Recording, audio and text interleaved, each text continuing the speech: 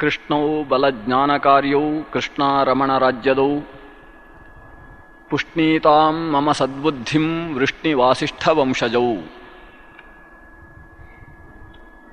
ಲಸತು ಶ್ರೀಮದಾನಂದತೀರ್ಥೇಂದುರ್ನೋ ಹೃದಂಬರೆ ಯದ್ವಚಶ್ಚಂದ್ರಿಕಾ ಸ್ವಾಂತಸಂತಾಪಂ ವಿನಿಕೃಂತತಿ ಭವತಿ ಯದನುಭಾವಾದೇಡಮೂಕೋಪಿ ವಾಗ್ಮಿ ಜಡಮತಿರಪಿ ಜಂತುರ್ಜಾಯತೆ ಪ್ರಾಜ್ಞಮೌಲಿಃ ಸಕಲವಚನಚೇತೋ ದೇವತಾ ಭಾರತೀ ಸಾ ಮಮ ವಚಸಿ ನಿಧತ್ತಾಂ ಸನ್ನಿಧಿಂ ಮಾನಸೇ ಚ ಆಪಾದಮೂಲಿಪರ್ಯಂತಂ ಗುರುಣಾಂ ಆಕೃತಿಂ ಸ್ಮರೇತ್ ತೇನ ವಿಘ್ನಾಃ ಪ್ರಣಶ್ಯಂತಿ ಸಿದ್ಧ್ಯಂತಿ ಚ ಮನೋರಥಾಃ. ಶ್ರೀಗುರುಭ್ಯೋ ನಮಃ.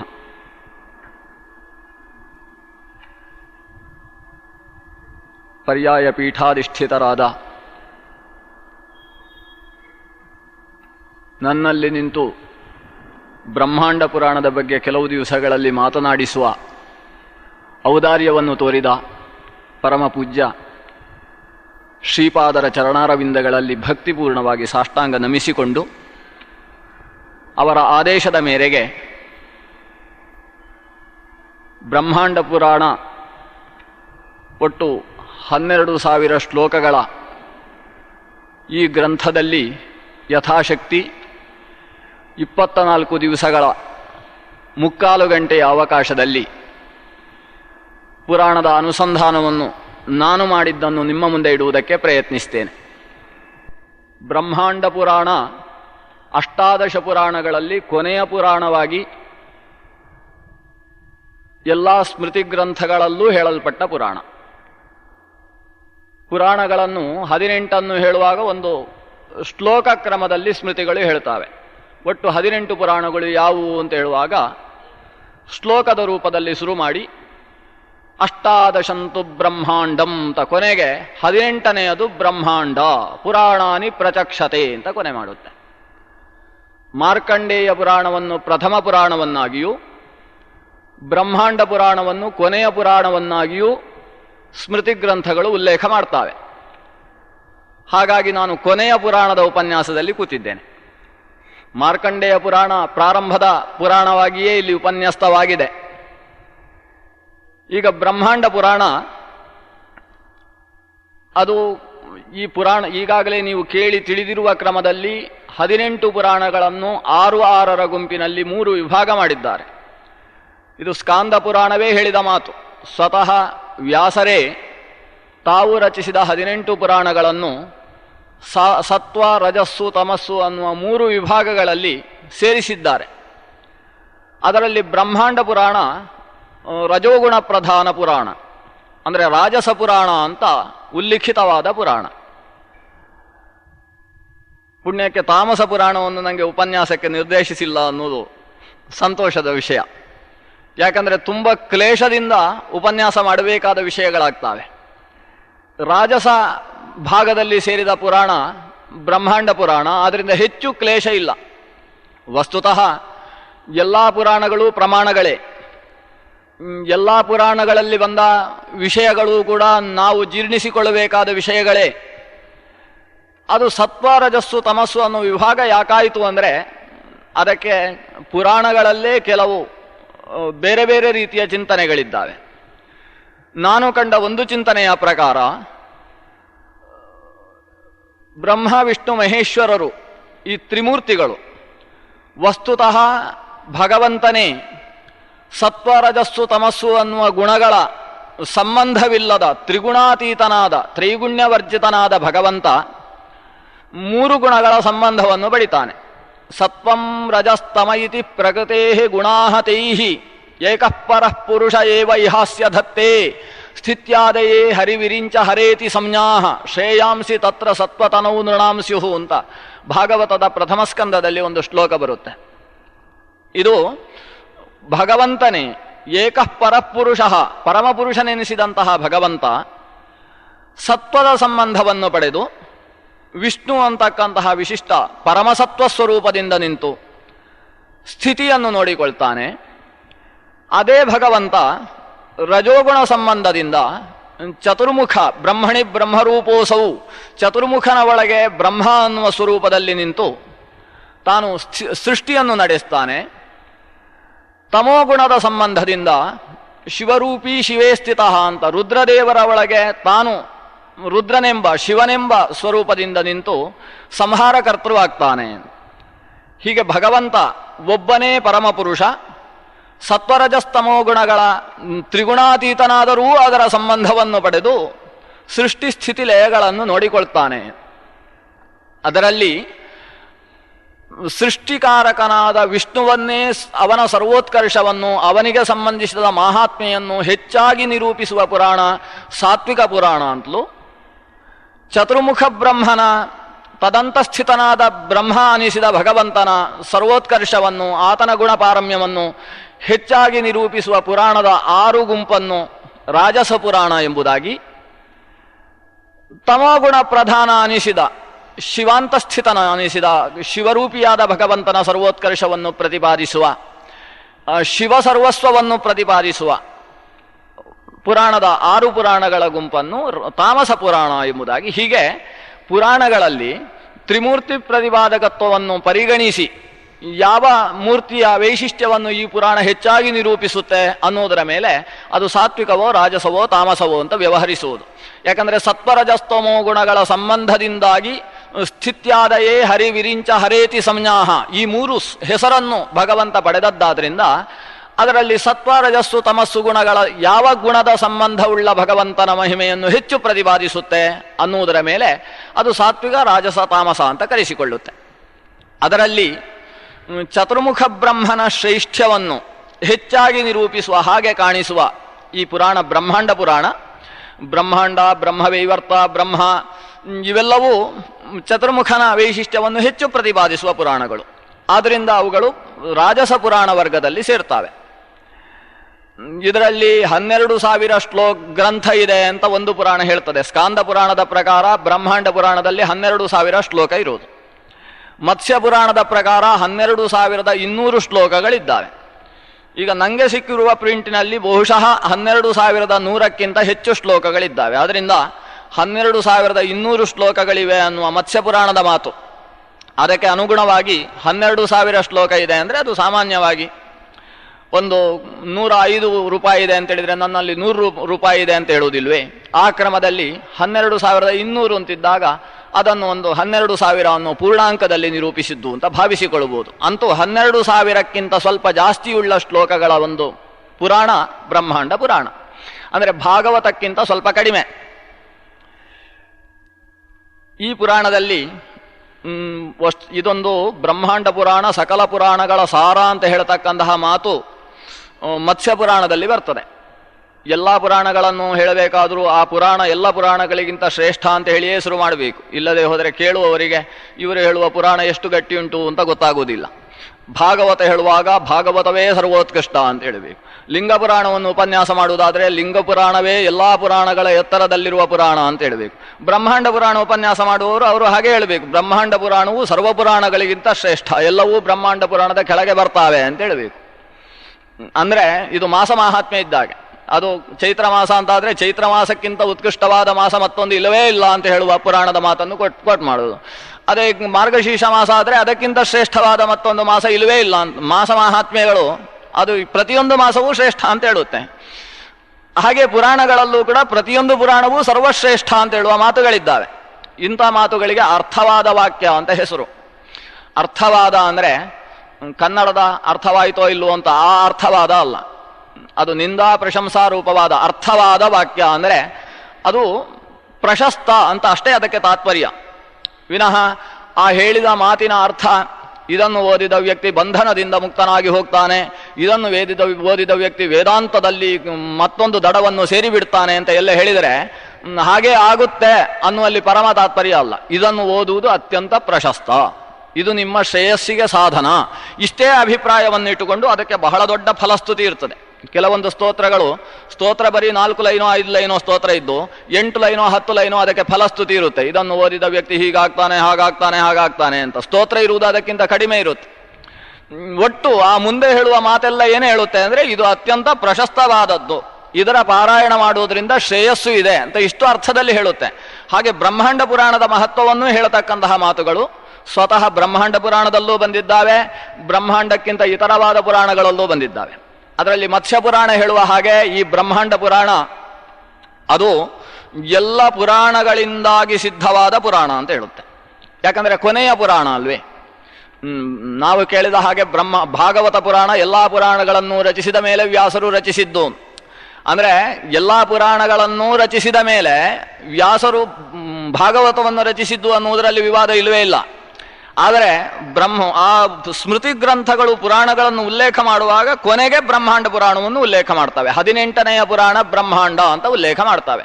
ಇದು ಕೃಷ್ಣಾಚಾರ್ಯ ಸ್ಮೃತಿ ಮುಕ್ತಾವಳಿ ಇರ್ಬೋದು ಅಥವಾ ನಿರ್ಣಯ ಸಿಂಧು ಇರ್ಬೋದು, ಎಲ್ಲ ಸ್ಮೃತಿ ಗ್ರಂಥಗಳಲ್ಲೂ ಉಲ್ಲೇಖ ಇರುವುದು ಇದನ್ನು ಕೊನೆಯ ಪುರಾಣವನ್ನಾಗಿ ಉಲ್ಲೇಖ ಮಾಡಿದ್ದಾರೆ. ಅದಕ್ಕೆ ಕಾರಣ ಏನು ಅಂದರೆ ಮತ್ಸ್ಯ ಪುರಾಣದ ಮಾತು. ಮತ್ಸ್ಯ ಪುರಾಣ ಬ್ರಹ್ಮಾಂಡದ ಬಗ್ಗೆ ಹೇಳ್ತಾ ಈ ಬ್ರಹ್ಮಾಂಡ ಪುರಾಣ ಎಲ್ಲ ಪುರಾಣಗಳಿಂದಾಗಿ ನಿರ್ಮಿತವಾದ ಪುರಾಣ ಅಂತ ಹೇಳುತ್ತೆ. ಬ್ರಹ್ಮಾಂಡ ಪುರಾಣವನ್ನು ಪುರಾಣ ಪುರುಷ ಅಂತ ಪ್ರತಿಪಾದಿಸುತ್ತೆ. ಇದೊಂದು ಪುರುಷ ಅಂತ, ಒಂದು ರೂಪಕಾಲಂಕಾರ. ಬ್ರಹ್ಮಾಂಡ ಪುರಾಣ ಅನ್ನೋದು ಒಂದು ಪುರುಷಾಕೃತಿ ಅಂತ ಇಟ್ಟುಕೊಂಡ್ರೆ ಅದರ ಮುಖ ಯಾವುದರಿಂದ ಆಯಿತು ಅಂತ ಹೇಳಿದರೆ ಅದು ಹೃದಯ. ಪದ್ಮಪುರಾಣದಿಂದ ಹೃದಯ ನಿರ್ಮಾಣವಾಯಿತು, ಬ್ರಹ್ಮಪುರಾಣದಿಂದ ತಲೆಯ ನಿರ್ಮಾಣವಾಯಿತು, ವಿಷ್ಣು ಪುರಾಣದಿಂದ ಬಲಗೈಯ ನಿರ್ಮಾಣವಾಯಿತು, ಆ ಬಲಗೈಯಲ್ಲಿ ಆಯುಧ ಅದು ಭಾಗವತದಿಂದಾಗಿ ನಿರ್ಮಾಣವಾಯಿತು. ಹೀಗೆ 18 ಪುರಾಣಗಳಿಂದ ಅದರ 18 ಅವಯವಗಳು, ಶರೀರದ ಬೇಕಾದ ಅಂಗಗಳು, ಅವುಗಳು 18 ಪುರಾಣದಿಂದ ನಿರ್ಮಾಣವಾಯಿತು ಅಂತ ಹೇಳ್ತಕ್ಕಂತಹ ಮಾತು ಇದೆ. ಇದರ ಅಭಿಪ್ರಾಯ ಏನು? ಬ್ರಹ್ಮಾಂಡ ಪುರಾಣ ಸಕಲ ಪುರಾಣಗಳ ಸಾರಭೂತವಾದದ್ದು ಅಂತ ಹೇಳುವ ಒಂದು ಭಾವ ಆ ಮಾತಿನಿಂದ ಕಾಣಿಸುತ್ತೆ. ಅದಕ್ಕೋಸ್ಕರವೇ ಕೊನೆಗೆ ಇದಕ್ಕೆ ಬ್ರಹ್ಮಾಂಡ ಅಂತ ಹೆಸರು ಕೊಟ್ರಂತೆ. ಅದೇ ಇಷ್ಟೆಲ್ಲ ಹೇಳಿ ಆಯಾ ಪುರಾಣಗಳಿಂದ ಇಂತಹ ಭಾಗ ಇದರದ್ದು ಸೃಷ್ಟಿಯಾಯಿತು ಅಂತ ಹೇಳಿ ಕೊನೆಗೆ ಬರುವ ಶ್ಲೋಕ ಬ್ರಹ್ಮಾಂಡ ಚರಿತೋಕ್ತತ್ವಾತ್ ಬ್ರಹ್ಮಾಂಡಂ ಪರಿಕೀರ್ತಿತಂ ಬ್ರಹ್ಮಾಂಡಂ ಚಾತಿ ಪುಣ್ಯೋಯಂ ಪುರಾಣಾನಾಂ ಅನುಕ್ರಮಃ. ಪುರಾಣಾನುಕ್ರಮದಲ್ಲಿ ಕೊನೆಗೆ ಬರತಕ್ಕಂತಹ ಈ ಬ್ರಹ್ಮಾಂಡ ಅತಿ ಪುಣ್ಯಪ್ರದವಾದಂತಹ ಪುರಾಣ. ಅದು ಬ್ರಹ್ಮಾಂಡ ಚರಿತ್ರೆಯನ್ನು ನಿರೂಪಿಸುವುದರಿಂದ ಬ್ರಹ್ಮಾಂಡ ಪುರಾಣ, ಜೊತೆಗೆ ಎಲ್ಲ ಪುರಾಣಗಳ ಸಾರವನ್ನೂ ನಿರೂಪಿಸುತ್ತೆ. ಆದ್ರಿಂದ ಬ್ರಹ್ಮಾಂಡ ಪುರಾಣ ಅಂತ. ಯಾಕಂದ್ರೆ ಏನು ಹೇಳಿದ್ರು ಬ್ರಹ್ಮಾಂಡವನ್ನು ಹೇಳಬೇಕು, ಬ್ರಹ್ಮಾಂಡಕ್ಕಿಂತ ಜಾಸ್ತಿ ಏನು ಹೇಳಲಿಕ್ಕಾಗ್ತದೆ? ಬ್ರಹ್ಮಾಂಡದಲ್ಲಿ ಬ್ರಹ್ಮವೂ ಸೇರಿತಲ್ವೇ. ಬ್ರಹ್ಮ ಅಖಿಲಾಂಡ ಕೋಟಿ ಬ್ರಹ್ಮಾಂಡ ನಾಯಕ ಅಂತ ಪರಬ್ರಹ್ಮ, ನಮ್ಮ ಉಡುಪಿಯ ಶ್ರೀಕೃಷ್ಣ ಅವನು ಬ್ರಹ್ಮಾಂಡ ನಾಯಕ. ಬ್ರಹ್ಮಾಂಡ ನಾಯಕನನ್ನು ಹೇಳದೆ ಬ್ರಹ್ಮಾಂಡವನ್ನು ಹೇಳುವುದು ಸಾಧ್ಯವೇ ಇಲ್ಲ. ಆದ್ರಿಂದ ಬ್ರಹ್ಮಾಂಡ ನಾಯಕ ಮತ್ತು ಬ್ರಹ್ಮಾಂಡ ಸಮಗ್ರ ಸೇರಿದ್ದೇ ಬ್ರಹ್ಮಾಂಡ. ಆ ಬ್ರಹ್ಮಾಂಡವನ್ನು ಬಿಟ್ಟು ಮತ್ತೇನನ್ನು ಹೇಳಲಿಕ್ಕೆ ಬರುವುದಿಲ್ಲ. ಆದ್ರಿಂದ ಎಲ್ಲಾ ಪುರಾಣಗಳ ಇಲ್ಲಿ ಹೇಳಿದ ವಿಷಯವನ್ನು ಇದು ಹೇಳುತ್ತೆ ಅಂದ್ರು, ಇದು ಬ್ರಹ್ಮಾಂಡವನ್ನು ಹೇಳುತ್ತೆ ಅಂದ್ರು ಒಂದೇ ಅರ್ಥ. ಆದ್ರಿಂದ ಬ್ರಹ್ಮಾಂಡ ಚರಿತೋಕ್ತತ್ವಾತ್ ಬ್ರಹ್ಮಾಂಡಂ ಪರಿಕೀರ್ತಿತಂ, ಇದು ಬ್ರಹ್ಮಾಂಡವನ್ನು ಹೇಳುತ್ತೆ. ಆದ್ರಿಂದ ಇದಕ್ಕೆ ಬ್ರಹ್ಮಾಂಡ ಪುರಾಣ. ನಾವು ಹೇಳ್ತಾರೆ ಅವನೇನೋ ಬಾರಿ ಬ್ರಹ್ಮಾಂಡ ಮಾತಾಡ್ತಾನೆ ಅಂತ ಹೇಳುವುದಿಲ್ವೇ? ಕೆಲವು ಸಲ ಕೆಲವರು ಅಷ್ಟು ಹೇಳಲಿಕ್ಕೆ ಬರದೇ ಇದ್ದವರು ಕುಂಬಳಕಾಯಿ ಮಾತಾಡ್ತಾನೆ ಅಂತ ಹೇಳ್ತಾರೆ. ಎಲ್ಲ ಅಭಿಪ್ರಾಯ ಒಂದೇ. ಅಂದ್ರೆ ಭಾರಿ ಬ್ರಹ್ಮಾಂಡ ಮಾತಾಡ್ತಾನೆ ಅಂದ್ರೆ ಬ್ರಹ್ಮಾಂಡ ಅಂದ್ರೆ ಎಲ್ಲವೂ ಸೇರಿತು ಅಂತ. ಭಾರಿ ಗಹನವಾದ ವಿಷಯಗಳು ಎಲ್ಲವನ್ನೂ ಸೇರಿಸಿದಂತಹ ವಿಚಿತ್ರ ಮಾತುಗಳನ್ನು ಆಡ್ತಾನೆ ಅನ್ನುವ ಅರ್ಥದಲ್ಲಿ ಬ್ರಹ್ಮಾಂಡ ಅಂತ ಹೇಳ್ತೇವೆ. ವಸ್ತುತಃ ಬ್ರಹ್ಮಾಂಡ ಅಂದ್ರೆ ಎಲ್ಲಾ ಪುರಾಣಗಳು ಹೇಳುವುದು ಸರ್ವ ವ್ಯಾಸೋಚ್ಛಿಷ್ಟಂ ಜಗತ್ ಸರ್ವಂ. ಆ ವ್ಯಾಸರು ಹೇಳಿದ ಎಲ್ಲಾ ವಿಷಯಗಳನ್ನು ಒಂದು ಸಂಗ್ರಹಾತ್ಮಕವಾಗಿ ಈ ಪುರಾಣದಲ್ಲಿ ಕಾಣಬಹುದು ಅನ್ನುವ ಅಭಿಪ್ರಾಯದಲ್ಲಿ ಇದು ಬ್ರಹ್ಮಾಂಡ ಪುರಾಣ ಅಂತ ಕರೆಸಿಕೊಂಡಿದೆ ಅನ್ನುವ ಮಾತು ಮತ್ಸ್ಯ ಪುರಾಣದಲ್ಲಿ ಬರ್ತದೆ. ಇದೇ ಮಾತು ಶಿವಪುರಾಣದಲ್ಲೂ ಬರ್ತದೆ ಅನ್ನುವ ಉಲ್ಲೇಖವನ್ನು ಇನ್ನೊಂದು ಕಡೆಯಲ್ಲಿ ನಾನು ಕಂಡೆ. ಒಟ್ಟು ಈ ಬ್ರಹ್ಮಾಂಡ ಪುರಾಣ ನಾವು ಮಂಗಳಾಚರಣೆಯಿಂದ ನೇರ ವಿಷಯಕ್ಕೆ ಪ್ರವೇಶ ಮಾಡಬೇಕು. ಯಾಕಂದರೆ 24 ದಿವಸ ಅಂತ ಹೇಳಿದರೆ ನಾನು ದಿವಸಕ್ಕೆ 500 ಶ್ಲೋಕಗಳನ್ನಾದರೂ ಕನಿಷ್ಠ ನೋಡಬೇಕು. ಅಷ್ಟು ವಿಷಯಗಳನ್ನು ಗಮನಿಸಿಕೊಂಡು ಹೋಗಬೇಕು. ಇವತ್ತು ಮಂಗಳಾಚರಣೆಯಿಂದ ಪ್ರಾರಂಭ ಮಾಡೋಣ. ನಮೋ ನಮಃ ಕ್ಷಯೇ ಸೃಷ್ಟೌ ಸ್ಥಿತೌ ಸತ್ವಮಯಾಯವ ನಮೋ ರಜಸ್ತಮಃ ಸತ್ವತ್ರಿರೂಪಾಯ ಸ್ವಯಂಭುವೇ. ಸ್ವಯಂಭುವನ್ನು ನಮಸ್ಕರಿಸತಕ್ಕಂತಹ ಶ್ಲೋಕ ಇದರ ಮಂಗಳಾಚರಣೆ ಶ್ಲೋಕ. ಮಂಗಳಾಚರಣೆಗೆ ಹೊರಡುವುದಕ್ಕಿಂತ ಮುಂಚೆ ಒಂದು ಕೆಲಸ ಮಾಡಬೇಕಂತೆ. ಅದಕ್ಕೆ ಋಷಿ ಛಂದಸ್ಸು ಮತ್ತು ದೇವತೆಗಳನ್ನು ಪರಿಗಣಿಸದೆ ಒಂದು ಪುರಾಣವಾಗಲಿ ಮಂತ್ರವಾಗಲಿ ಅಧ್ಯಯನ ಮಾಡುವುದಕ್ಕೆ ಅಧಿಕಾರ ಇಲ್ಲ. ಯಾರಿಂದ ಬಂತು ಅಂತ ಅಂದರೆ ಇವತ್ತು ನಮಗೆ ಬ್ರಹ್ಮಾಂಡ ಹೇಗೆ ಸಿಕ್ಕಿತು ಅನ್ನುವುದನ್ನು ತಿಳ್ಕೊಳ್ಬೇಕಾಗ್ತದೆ. ಭಾಗವತವನ್ನು ಪರಿಗಣಿಸಬೇಕಾದರೂ ಅದು ಹೇಗೆ ಬಂತು, ಅದಕ್ಕೊಂದು ಕ್ರಮ ಇದೆ. 1-2 ಮಾರ್ಗಗಳಿಂದ ಅದು ನಮಗೆ ಸಿಕ್ಕಿತು ಅಂತ. ಹಾಗೆಯೇ ಬ್ರಹ್ಮಾಂಡ ನಮ್ಮ ಕೈಗೆ ಬರಬೇಕಾದ್ರೆ ಅದು ಹೇಗೆ ಬಂತು ಅಂದರೆ ಬ್ರಹ್ಮಾಂಡ ಪುರಾಣವನ್ನು ವೇದವ್ಯಾಸರು ರಚಿಸಿದ್ರು. ವೇದವ್ಯಾಸರ ರಚನೆ ಇವತ್ತು ಪ್ರಿಂಟ್ ಆಗಿ ನಮ್ಮ ಕೈಗೆ ಬಂತು ಅಂತ ನಾವು ಹೇಳ್ಬೋದು. ಆದರೆ ಅದರ ಹಿಂದೆ ಒಂದು ಪರಂಪರೆ ಇದೆ. ಸ್ವತಃ ಎಲ್ಲ ಪುರಾಣಗಳು ಕೂಡ ಚಾತುರ್ಮಾಸ್ಯ ಕಾಲದಲ್ಲಿ ಪವಡಿಸಿದ ಭಗವಂತನ ಮೂರ್ತಿಯನ್ನು ನಾವು ಧ್ಯಾನಿಸ್ತೇವಲ್ಲ, ಅಂತಹ ನಾಭಿ ಕಮಲದಲ್ಲಿ ಚತುರ್ಮುಖ ಕೂತಿದ್ದಾನೆ ಭಗವಂತ, ವಿಶಿಷ್ಟವಾದ ಒಂದು ಕ್ರಮದಲ್ಲಿ ಮಲಗಿದ್ದಾನೆ. ಅಂತಹ ರೂಪಕ್ಕೆ ನಾರಾಯಣ ಅಂತ ಹೆಸರು. ಆ ನಾರಾಯಣ ಅನ್ನುವ ಭಗವಂತನ ಮುಖದಿಂದ ಬಂದದ್ದು ಸಕಲ ಪುರಾಣಗಳು. ಹಾಗೆಯೇ ಬ್ರಹ್ಮಾಂಡ ಪುರಾಣವೂ ಕೂಡ ಬಂದದ್ದು ಆ ನಾಭಿ ಕಮಲದಲ್ಲಿ ಚತುರ್ಮುಖ ಕೂತಿದ್ದಾನೆ. ಆ ಚತುರ್ಮುಖನ ಕಿವಿ ಸೋಂಕುವ ಹಾಗೆ ಭಗವಂತ ಉಚ್ಚರಿಸ್ತಾನೆ. ಈ ಭಗವಂತನ ಮುಖದಿಂದ ಮೊದಲು ನಾರಾಯಣ ರೂಪಿಯಾದ ಭಗವಂತನಿಂದ ಬ್ರಹ್ಮಾಂಡ ಪುರಾಣ ಹೊರಗೆ ಬಂತು. ಅದನ್ನು ಚತುರ್ಮುಖ ಕೇಳಿಸಿಕೊಂಡ. ಚತುರ್ಮುಖ ತನ್ನ ಮಾನಸ ಪುತ್ರನಾದ ವಸಿಷ್ಠನಿಗೆ ಅದನ್ನು ಉಪದೇಶಿಸಿದ. ಭಾಗವತ ವ್ಯತ್ಯಾಸ ಆಯಿತು. ನಾರಾಯಣನಿಂದ ಚತುರ್ಮುಖನಿಗೆ ಬಂತು, ಚತುರ್ಮುಖನಿಂದ ಆಮೇಲೆ ಬ್ರಹ್ಮಮಾನಸ ಪುತ್ರನಾದ ನಾರದನಿಗೆ ಬರುತ್ತೆ. ಆ ಪರಂಪರೆಯಲ್ಲಿ ಅಲ್ಲಿ ವ್ಯತ್ಯಾಸ. ಇಲ್ಲಿ ಬ್ರಹ್ಮಾಂಡ ಪುರಾಣ ಚತುರ್ಮುಖನಿಂದ ವಸಿಷ್ಠರಿಗೆ ಸಿಕ್ಕಿತು. ವಸಿಷ್ಠರಿಗೆ ಎರಡು ರೀತಿಯಾದ ಜನ್ಮ ಇದೆ. ಅದರಲ್ಲಿ ಒಂದು ಸಾಕ್ಷಾತ್ ಚತುರ್ಮುಖ ಬ್ರಹ್ಮನಿಂದಲೇ ಜನಿಸಿದ್ದು ಮಾನಸಪುತ್ರ ವಸಿಷ್ಠ. ಅದನ್ನು ವಸಿಷ್ಠರು ಚತುರ್ಮುಖ ಬ್ರಹ್ಮನಿಂದ ಬ್ರಹ್ಮಾಂಡವನ್ನು ಅಧ್ಯಯನ ಮಾಡಿ ಆಮೇಲೆ ವಸಿಷ್ಠರಿಂದ ಅದು ಪರಾಶರರಿಗೆ ಬಂತು. ಅಂದರೆ ವಸಿಷ್ಠರ ಮಗನ ಮಗ, ವಸಿಷ್ಠರ ಮಗ ಶಕ್ತಿ, ಶಕ್ತಿಯ ಮಗ ಪರಾಶರರು. ಹೀಗೆ ವಸಿಷ್ಠರು ಪರಾಶರರಿಗೆ ಉಪದೇಶಿಸಿದರು. ಪರಾಶರರು ಜಾತೂಕರ್ಣ್ಯ ಅನ್ನುವ ಶಿಷ್ಯನಿಗೆ ಉಪದೇಶಿಸಿದರು. ವಸ್ತುತಃ ಪರಾಶರರ ಮಗನೇ ವೇದವ್ಯಾಸರು, ಸಾಕ್ಷಾತ್ ಭಗವತವತಾರಿಯಾದ ವ್ಯಾಸರು. ಆದರೆ ವ್ಯಾಸರಿಗೆ ಪರಾಶರರಿಂದ ಬಂದದ್ದಲ್ಲ, ಜಾತೂಕರ್ಣ್ಯರಿಂದ ವ್ಯಾಸರಿಗೆ ಬಂತು ಅಂತ ಬ್ರಹ್ಮಾಂಡ ಪುರಾಣವೇ ಅದರ ಪರಂಪರೆಯನ್ನು ಹೇಳುತ್ತೆ. ಹೀಗೆ ಪರಾಶರರಿಂದ ಜಾತೂಕರ್ಣ್ಯ ಅಂದರೆ ಜತುಕರ್ಣ ಅನ್ನುವ ಮಹರ್ಷಿಯ ಮಗನಾದ ಜಾತೂಕರ್ಣ್ಯ ಪರಾಶರರ ಶಿಷ್ಯ. ಪರಾಶರರ ಶಿಷ್ಯರು ಪರಾಶರರಿಂದ ಪಡೆದು ಆ ಜಾತೂಕರ್ಣ್ಯರು ವ್ಯಾಸರ ಮುಂದೆ ಅದನ್ನು ಒಪ್ಪಿಸಿದರು. ವ್ಯಾಸರಿಗೆ ಉಪದೇಶಿಸಿದ್ದೇನು, ನಾನು ನಿಮ್ಮ ತಂದೆಯಿಂದ ಇಷ್ಟು ಚೆನ್ನಾಗಿ ಕಲ್ತಿದ್ದೇನೆ ನೋಡಿ ಅಂತ ವ್ಯಾಸರ ಮುಂದೆ ಅದನ್ನು ಹೇಳಿದರು. ವ್ಯಾಸರು ಅದಕ್ಕೊಂದು ಪುರಾಣದ ಚೌಕಟ್ಟನ್ನು ನಿರ್ಮಾಣ ಮಾಡಿ ಅದನ್ನು ತನ್ನ ಶಿಷ್ಯರಿಗೆ ಉಪದೇಶಿಸಿದರು. ಇಲ್ಲಿಯ ತನಕ ಒಬ್ಬರಿಂದ ಒಬ್ಬರಿಗೆ ಅಂತ ಏಕಮುಖವಾಗಿ ಹರಿದು ಬಂದದ್ದು ವ್ಯಾಸರು 5 ಜನ ಶಿಷ್ಯರಿಗೆ ಅದನ್ನು ಉಪದೇಶಿಸ್ತಾರೆ. 5 ಜನ ಶಿಷ್ಯರು ಸುಮಂತು, ಜೈಮಿನಿ, ವೈಶಂಪಾಯನ, ಪೈಲ ಅಂತ 4 ವೇದಗಳನ್ನು ಪ್ರಸಾರ ಮಾಡುವುದಕ್ಕೋಸ್ಕರ ನಿಯುಕ್ತರಾದ 4 ಜನ. 5ನೆಯವರು ರೋಮಹರ್ಷಣ, ಪಂಚಮಂ ಲೋಮಹರ್ಷಣಂ. ರೋಮಹರ್ಷಣ ಅವರಿಗೆ ಸೂತ ಅಂತ ಮತ್ತೊಂದು ಹೆಸರು. ವಿಶೇಷ ಧರ್ಮಜ್ಞ ಅಂತ ಅವನಿಗೆ ವಿಶೇಷಣವನ್ನು ಕೊಡ್ತಾರೆ. ಧರ್ಮ ವಿಶೇಷಜ್ಞನಾದ ಸೂತಾಪರ ನಾಮದಾದ ಲೋಮಹರ್ಷಣ ವ್ಯಾಸರಿಂದ ಈ ಬ್ರಹ್ಮಾಂಡ ಪುರಾಣವನ್ನು ಪಡೆದ. ಲೋಮಹರ್ಷಣ ಅಂದರೆ ಇವತ್ತು ಸೂತ ಪುರಾಣಿಕರು ಅಂತ ನಾವು ಹೆಚ್ಚಾಗಿ ಕೇಳ್ತಾ ಇರ್ತೇವಲ್ಲ, ಆತನ ತಂದೆ. ಅದನ್ನು ಸೂತ ಪುರಾಣಿಕರೇ ಹೇಳ್ತಾರೆ, ಇತಿಹಾಸ ಪುರಾಣಾನಾಂ ಪಿತಾಮೇ ರೋಮಹರ್ಷಣ ಅಂತ. ವ್ಯಾಸರಿಂದ ರೋಮಹರ್ಷಣನಿಗೆ ಇತಿಹಾಸ ಪುರಾಣಗಳೆಲ್ಲ ಬಂದವು. ಅದರಲ್ಲಿ ಬ್ರಹ್ಮಾಂಡ ಪುರಾಣವೂ ಒಂದು. ಅದರಿಂದ ರೋಮಹರ್ಷಣ ಅವರಿಗೆ ಜನ್ಮತಃ ಏನು ಹೆಸರಿತ್ತು ಅಂತಲೇ ನಮ್ಗೆ ಗೊತ್ತಿಲ್ಲ, ರೋಮಹರ್ಷಣ ಅಂತ. ಅಂದರೆ ಅವರು ಪುರಾಣಗಳನ್ನು ಹೇಳ್ತಾ ಇದ್ರು ಅಂತ ಹೇಳಿದರೆ ಕೇಳಿದವರಿಗೆ ರೋಮ ನವಿರೆದ್ದು ಬಿಡ್ತಿತ್ತಂತೆ. ರೋಮಕೂಪಗಳಲ್ಲೂ ಆನಂದ ಕಾಣಿಸ್ತಿತ್ತು. ಆದ್ರಿಂದ ಆನಂದದಿಂದ ರೋಮಹರ್ಷಣ ಉಂಟು ಮಾಡತಕ್ಕಂತಹ ವ್ಯಕ್ತಿತ್ವ ಇದ್ದದ್ರಿಂದ ರೋಮಹರ್ಷಣ ಅಂತಲೇ ಅವರು ಪ್ರಸಿದ್ಧ. ಉಗ್ರಶ್ರವಸ್ಸು ಅಂತ ಅವರ ಮತ್ತೊಂದು ಹೆಸರು. ಅವರ ಮಗ ಮತ್ತೆ ಸೂತ ಪುರಾಣಿಕರೇ. ಅವರಿಗೂ ರೋಮಹರ್ಷಣ ಅಂತ ಹೆಸರಿದೆ. ವಸ್ತುತಃ ಅವರು ರೌಮಹರ್ಷಣಿ. ಆದರೆ ಆತನನ್ನು ಪುರಾಣಗಳು ಬಹಳ ಕಡೆಯಲ್ಲಿ ರೋಮಹರ್ಷಣ ಅಂತ ಕರೀತಾವೆ. ಈ ರೋಮಹರ್ಷಣನಿಂದ ಅವರ ಸುತನಾದಂತಹ ಸೂತ ಪುರಾಣಿಕನಿಗೆ ಬಂತು. ಸೂತ ಪುರಾಣಿಕರಿಂದಾಗಿ ಕುರುಕ್ಷೇತ್ರದಲ್ಲಿ ಅನೇಕ ಋಷಿಮುನಿಗಳಿಗೆ ಅದು ಪ್ರಸಾರವಾಯಿತು. ಉಳಿದ ಪುರಾಣಗಳೆಲ್ಲ ಕ್ರಮ ಹೇಗಿದೆ ಅಂದರೆ ಅದೆಲ್ಲವೂ ಕೂಡ ನೈಮಿಷಾರಣ್ಯದಲ್ಲಿ ಶೌನಕಾದಿ ಮಹರ್ಷಿಗಳ ಮುಂದೆ ಹೇಳಲ್ಪಟ್ಟ ಪುರಾಣಗಳು. ಅಂದರೆ ಇದೇ ಕ್ರಮದಲ್ಲಿ ರೋಮಹರ್ಷಣನಿಗೆ ಬಂದು ರೋಮಹರ್ಷಣನಿಂದ ಅದು ನೈಮಿಷಾರಣ್ಯದಲ್ಲಿ ಪ್ರಸಾರಕ್ಕೆ ಬಂದ ಉಲ್ಲೇಖ ಇದೆ. ವಸ್ತುತಃ ಈ ಪುರಾಣವೂ ಕೂಡ ನೈಮಿಷಾರಣ್ಯದಲ್ಲಿ ಪಠಿತವಾಗಿದೆ.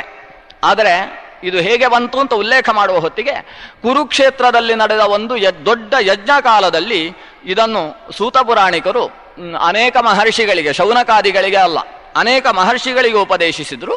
ಅಲ್ಲಿಂದ ಆ ಮಹರ್ಷಿಗಳ ಮೂಲಕ ಲೋಕದಲ್ಲಿ ಬ್ರಹ್ಮಾಂಡ ಪುರಾಣದ ಪ್ರಚಾರವಾಯಿತು ಅಂತ. ಹೀಗೆ ನಾರಾಯಣನಿಂದ ಚತುರ್ಮುಖ, ಚತುರ್ಮುಖನಿಂದ ವಸಿಷ್ಠ, ವಸಿಷ್ಠರಿಂದ ಜಾತೂಕರ್ಣ್ಯ, ಪರಾಶರರಿಂದ ಜಾತೂಕರ್ಣ್ಯ, ಜಾತೂಕರ್ಣ್ಯರಿಂದ ವ್ಯಾಸರು, ವ್ಯಾಸರಿಂದ ರೋಮಹರ್ಷಣ, ರೋಮಹರ್ಷಣದಿಂದ ರೌಮಹರ್ಷಣಿ, ರೌಮಹರ್ಷಣಿಯಿಂದ ಅನೇಕ ಮಹರ್ಷಿಗಳಿಗೆ ಭಾರತ ದೇಶ ಸಂಜಾತರಿಗೆ ಅದು ಪ್ರಾಪ್ತವಾಯಿತು ಅಂತ. ಇದು ಬ್ರಹ್ಮಾಂಡ ಪುರಾಣ ಇವತ್ತು ಪ್ರಾಪ್ತವಾದ ಕ್ರಮ. ಆ ಬ್ರಹ್ಮಾಂಡ ಪುರಾಣ ಇವತ್ತು ನಮಗೆ ಸಿಗುವ ಕೊನೆಯಲ್ಲಿ ಸೂತ ಪುರಾಣಿಕರಿಂದ ಪಠಿತವಾದ ಬ್ರಹ್ಮಾಂಡ ಪುರಾಣ ಹೇಗೋ ಆ ಬ್ರಹ್ಮಾಂಡ ಪುರಾಣ ಇವತ್ತು ಪ್ರಿಂಟ್ ಆಗಿ ನಮಗೆ ಸಿಗ್ತದೆ. ಅದರಲ್ಲಿ ಮೊದಲ ಶ್ಲೋಕ ಸ್ವತಃ ವ್ಯಾಸರೇ ಮಂಗಳಾಚರಣೆಯನ್ನು ಮಾಡಿಕೊಟ್ಟ ಶ್ಲೋಕ. ಸೂತ ಉವಾಚ ನಮೋ ನಮಃ ಕ್ಷಯೇ ಸೃಷ್ಟೌ ಸ್ಥಿತೌ ಸತ್ವಮಯಾಯವ.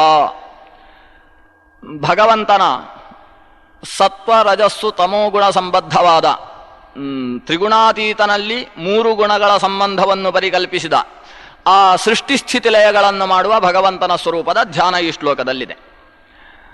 ವಸ್ತುತಃ ಇದಕ್ಕೆ ಕೆಲವು ವ್ಯಾಖ್ಯಾನಗಳು ಇದ್ದಾವೆ ಬ್ರಹ್ಮಾಂಡ ಪುರಾಣದಲ್ಲಿ. ಈ ಎಲ್ಲ ಮಂಗಲ ಶ್ಲೋಕವನ್ನು ಕೂಡ ಚತುರ್ಮುಖ ಬ್ರಹ್ಮ ಪರವಾಗಿ ವ್ಯಾಖ್ಯಾನ ಮಾಡಿದ್ದಾರೆ. ಮೇಲ್ನೋಟಕ್ಕೆ ಆ ಶ್ಲೋಕ ಹಾಗೆ ಕಾಣಿಸುತ್ತೆ. ಸ್ವಯಂಭುವೇ ನಮಃ ಅಂತ ಶ್ಲೋಕ ಇದೆ. ಸ್ವಯಂಭುವಿಗೆ ನಮಸ್ಕಾರ. ಇಲ್ಲಿ ಸ್ವಯಂಭೂ ಅನ್ನೋ ಶಬ್ದ ಕೇಳಿದ ಕೂಡಲೇ ಚತುರ್ಮುಖ ಬ್ರಹ್ಮನ ನೆನಪಾಗುತ್ತೆ. ಅಜ, ಸ್ವಯಂಭೂ ಇದು ಎಲ್ಲ ಚತುರ್ಮುಖನಲ್ಲಿ ಹೆಚ್ಚು ಪ್ರಸಿದ್ಧವಾದ ಶಬ್ದಗಳು. ಆದರೆ ಅದಕ್ಕಿಂತ ಹೆಚ್ಚು ಪ್ರಸಿದ್ಧ ಸ್ವಯಂಭೂ ಶಂಭುರಾದಿತ್ಯ ಅಂತ ವಿಷ್ಣು ಸಹಸ್ರನಾಮದಲ್ಲೇ ಬರುವ ಶಬ್ದ ಸ್ವಯಂಭೂ ಶಬ್ದ. ಸ್ವಯಂಭೂ ಅಂದರೆ ಸ್ವಯಂ ಭವತ್ಯೇವೇತಿ ಸ್ವಯಂಭೂ. ಭಗವಂತ ಜನಿಸುವುದಾದರೆ ಅವನು ತನ್ನಿಂದ ತಾನೇ ಆತನ ಅವತಾರ ಸ್ವರೂಪ, ಮತ್ತೊಬ್ಬರಿಂದ ಅಲ್ಲ. ಅಷ್ಟೇ ಅಲ್ಲ, ಭವತ್ಯೇವ ನತು ಉತ್ಪದ್ಯತೆ ನವ ನಶ್ಯತಿ. ಸೃಷ್ಟಿ ಸ್ಥಿತಿ ಲಯ ಅಂತ 3 ಇದ್ರೆ ಅದರಲ್ಲಿ ಭಗವಂತನಿಗೆ ಭವನ ಅನ್ನೋದು ಮಾತ್ರ ಇರುವುದು. ಸ್ವತಃ ಇರುವವ, ಮತ್ತೊಬ್ಬರಿಂದಾಗಿ ಇರುವವ ಅಲ್ಲ. ಸ್ವತಃ ಇರುವಿಕೆ ಮಾತ್ರ, ಮತ್ತೊಬ್ಬರಿಂದಾಗಿ ಸಾಯುವಿಕೆಯೂ ಇಲ್ಲ, ಹುಟ್ಟುವಿಕೆಯೂ ಇಲ್ಲ. ಹೀಗೆ ಸ್ಥಿತಿ ಮಾತ್ರ ಉಳ್ಳ. ಆ ಸ್ಥಿತಿಯೂ ಕೂಡ ತನ್ನಿಂದ ತಾನೇ ಅವನು ಸ್ವರಾಟ್, ಮತ್ತೊಬ್ಬರಿಂದ ನಿಯಮ್ಯನಾಗಿ ಸ್ಥಿತನಾಗುವವ ಅಲ್ಲ ಅನ್ನುವ ಅರ್ಥದಲ್ಲಿ ಭಗವಂತನನ್ನು ಮಾತ್ರ ಹೇಳುವ ಶಬ್ದ. ಆಮೇಲೆ ಭಗವಂತ ಕೊಟ್ಟದ್ರಿಂದ ಚತುರ್ಮುಖನೂ ಕೂಡ ಸ್ವಯಂಭೂ ಅಂತ ಕರೆಸಿಕೊಂಡವ. ಆ ಸ್ವಯಂ ಅಂದರೆ ಭಗವಂತ, ಅವನ ಮತ್ತೊಂದು ಹೆಸರು. ಹೇಗೆ ಭಗವಂತನಿಗೆ ಸ್ವಯಂಭೂ ಅನ್ನುವ ನಾಮ ಇದೆಯೋ ಹಾಗೆಯೇ ಸ್ವಯಂ ಅನ್ನುವುದು ಮತ್ತೊಂದು ಹೆಸರು. ಅದರಿಂದ ಸ್ವಯಂ ಅಂದರೆ ಭಗವಂತ, ಅವನಿಂದ ಭವತಿ ಹುಟ್ಟಿದವಾದ್ರಿಂದ ಚತುರ್ಮುಖನಿಗೂ ಸ್ವಯಂಭೂ ಅಂತ ಹೆಸರಾಗುತ್ತೆ. ಮೂಲ ಅರ್ಥದಲ್ಲಿ ಸ್ವಯಂಭೂ ಅಂದರೆ ಭಗವಂತ. ಅವನು ಆ ಸ್ವಯಂಭುವೇ ಸರ್ವಸರ್ಜಕನಾಗಿ ತಾನು ಎಲ್ಲರಿಗೂ ಸೃಷ್ಟಿ ಮಾಡುವವನಾಗಿ ಮೊದಲು ನಿಂತಹ ಆ ಭಗವಂತನಿಗೆ ನಮಸ್ಕಾರ. ನಮೋ ನಮಃ, ಒಂದು ಸಲ ನಮಸ್ಕಾರ ಅಲ್ಲ, 2 ಸಲ ನಮೋ ನಮಃ ಅವನಿಗೆ ನಮಸ್ಕಾರ. ಯಾರಿಗೆ? ಕ್ಷಯೇ ಸೃಷ್ಟೌ ಸ್ಥಿತೌ ಸತ್ವಮಯಾಯವ ನಮೋ ನಮಃ ರಜಸ್ತಮಸ್ ಸತ್ವ ತ್ರಿರೂಪಾಯ ಸ್ವಯಂಭುವೇ ಅಂತ. ಸೃಷ್ಟಿ, ಸ್ಥಿತಿ ಮತ್ತು ರಜಸ್ಸು ಇದಕ್ಕೂ ಈ 3 ಸೃಷ್ಟಿ ಸ್ಥಿತಿ ಮತ್ತು ಲಯ ಇದಕ್ಕೋಸ್ಕರ ಸತ್ವ ರಜಸ್ಸು ಮತ್ತು ತಮಸ್ಸು ಈ ಗುಣಮಯನೆನಿಸಿದಂತಹ ಆ ಭಗವಂತನಿಗೆ ನಮಸ್ಕಾರ. ಇಲ್ಲಿ ಭಗವಂತ ಗುಣಮಯ, ಸಕಲ ಗುಣಮಯ. ಆದರೆ ಸತ್ವ ರಜಸ್ಸು ತಮಸ್ಸು ಅನ್ನುವ 3 ಗುಣಗಳ ಸಂಬಂಧ ಭಗವಂತನಿಗಿಲ್ಲ. ವಸ್ತುತಃ ಅವನು ತ್ರಿಗುಣಾತೀತ ಅಂತ ನಾವು ಹೇಳ್ತೇವೆ. ನಿರ್ಗುಣ ಅನ್ನೋ ಶಬ್ದ ಉಪನಿಷತ್ತಿನಲ್ಲಿದೆ. ಅಂದರೆ ಸತ್ವರಜಸ್ತಮಸ್ಸು ಅಂತಕ್ಕಂತಹ ಈ ಪ್ರಾಕೃತ ಗುಣಗಳು ಆತನಲ್ಲಿಲ್ಲ ಅಂತ ಅರ್ಥ.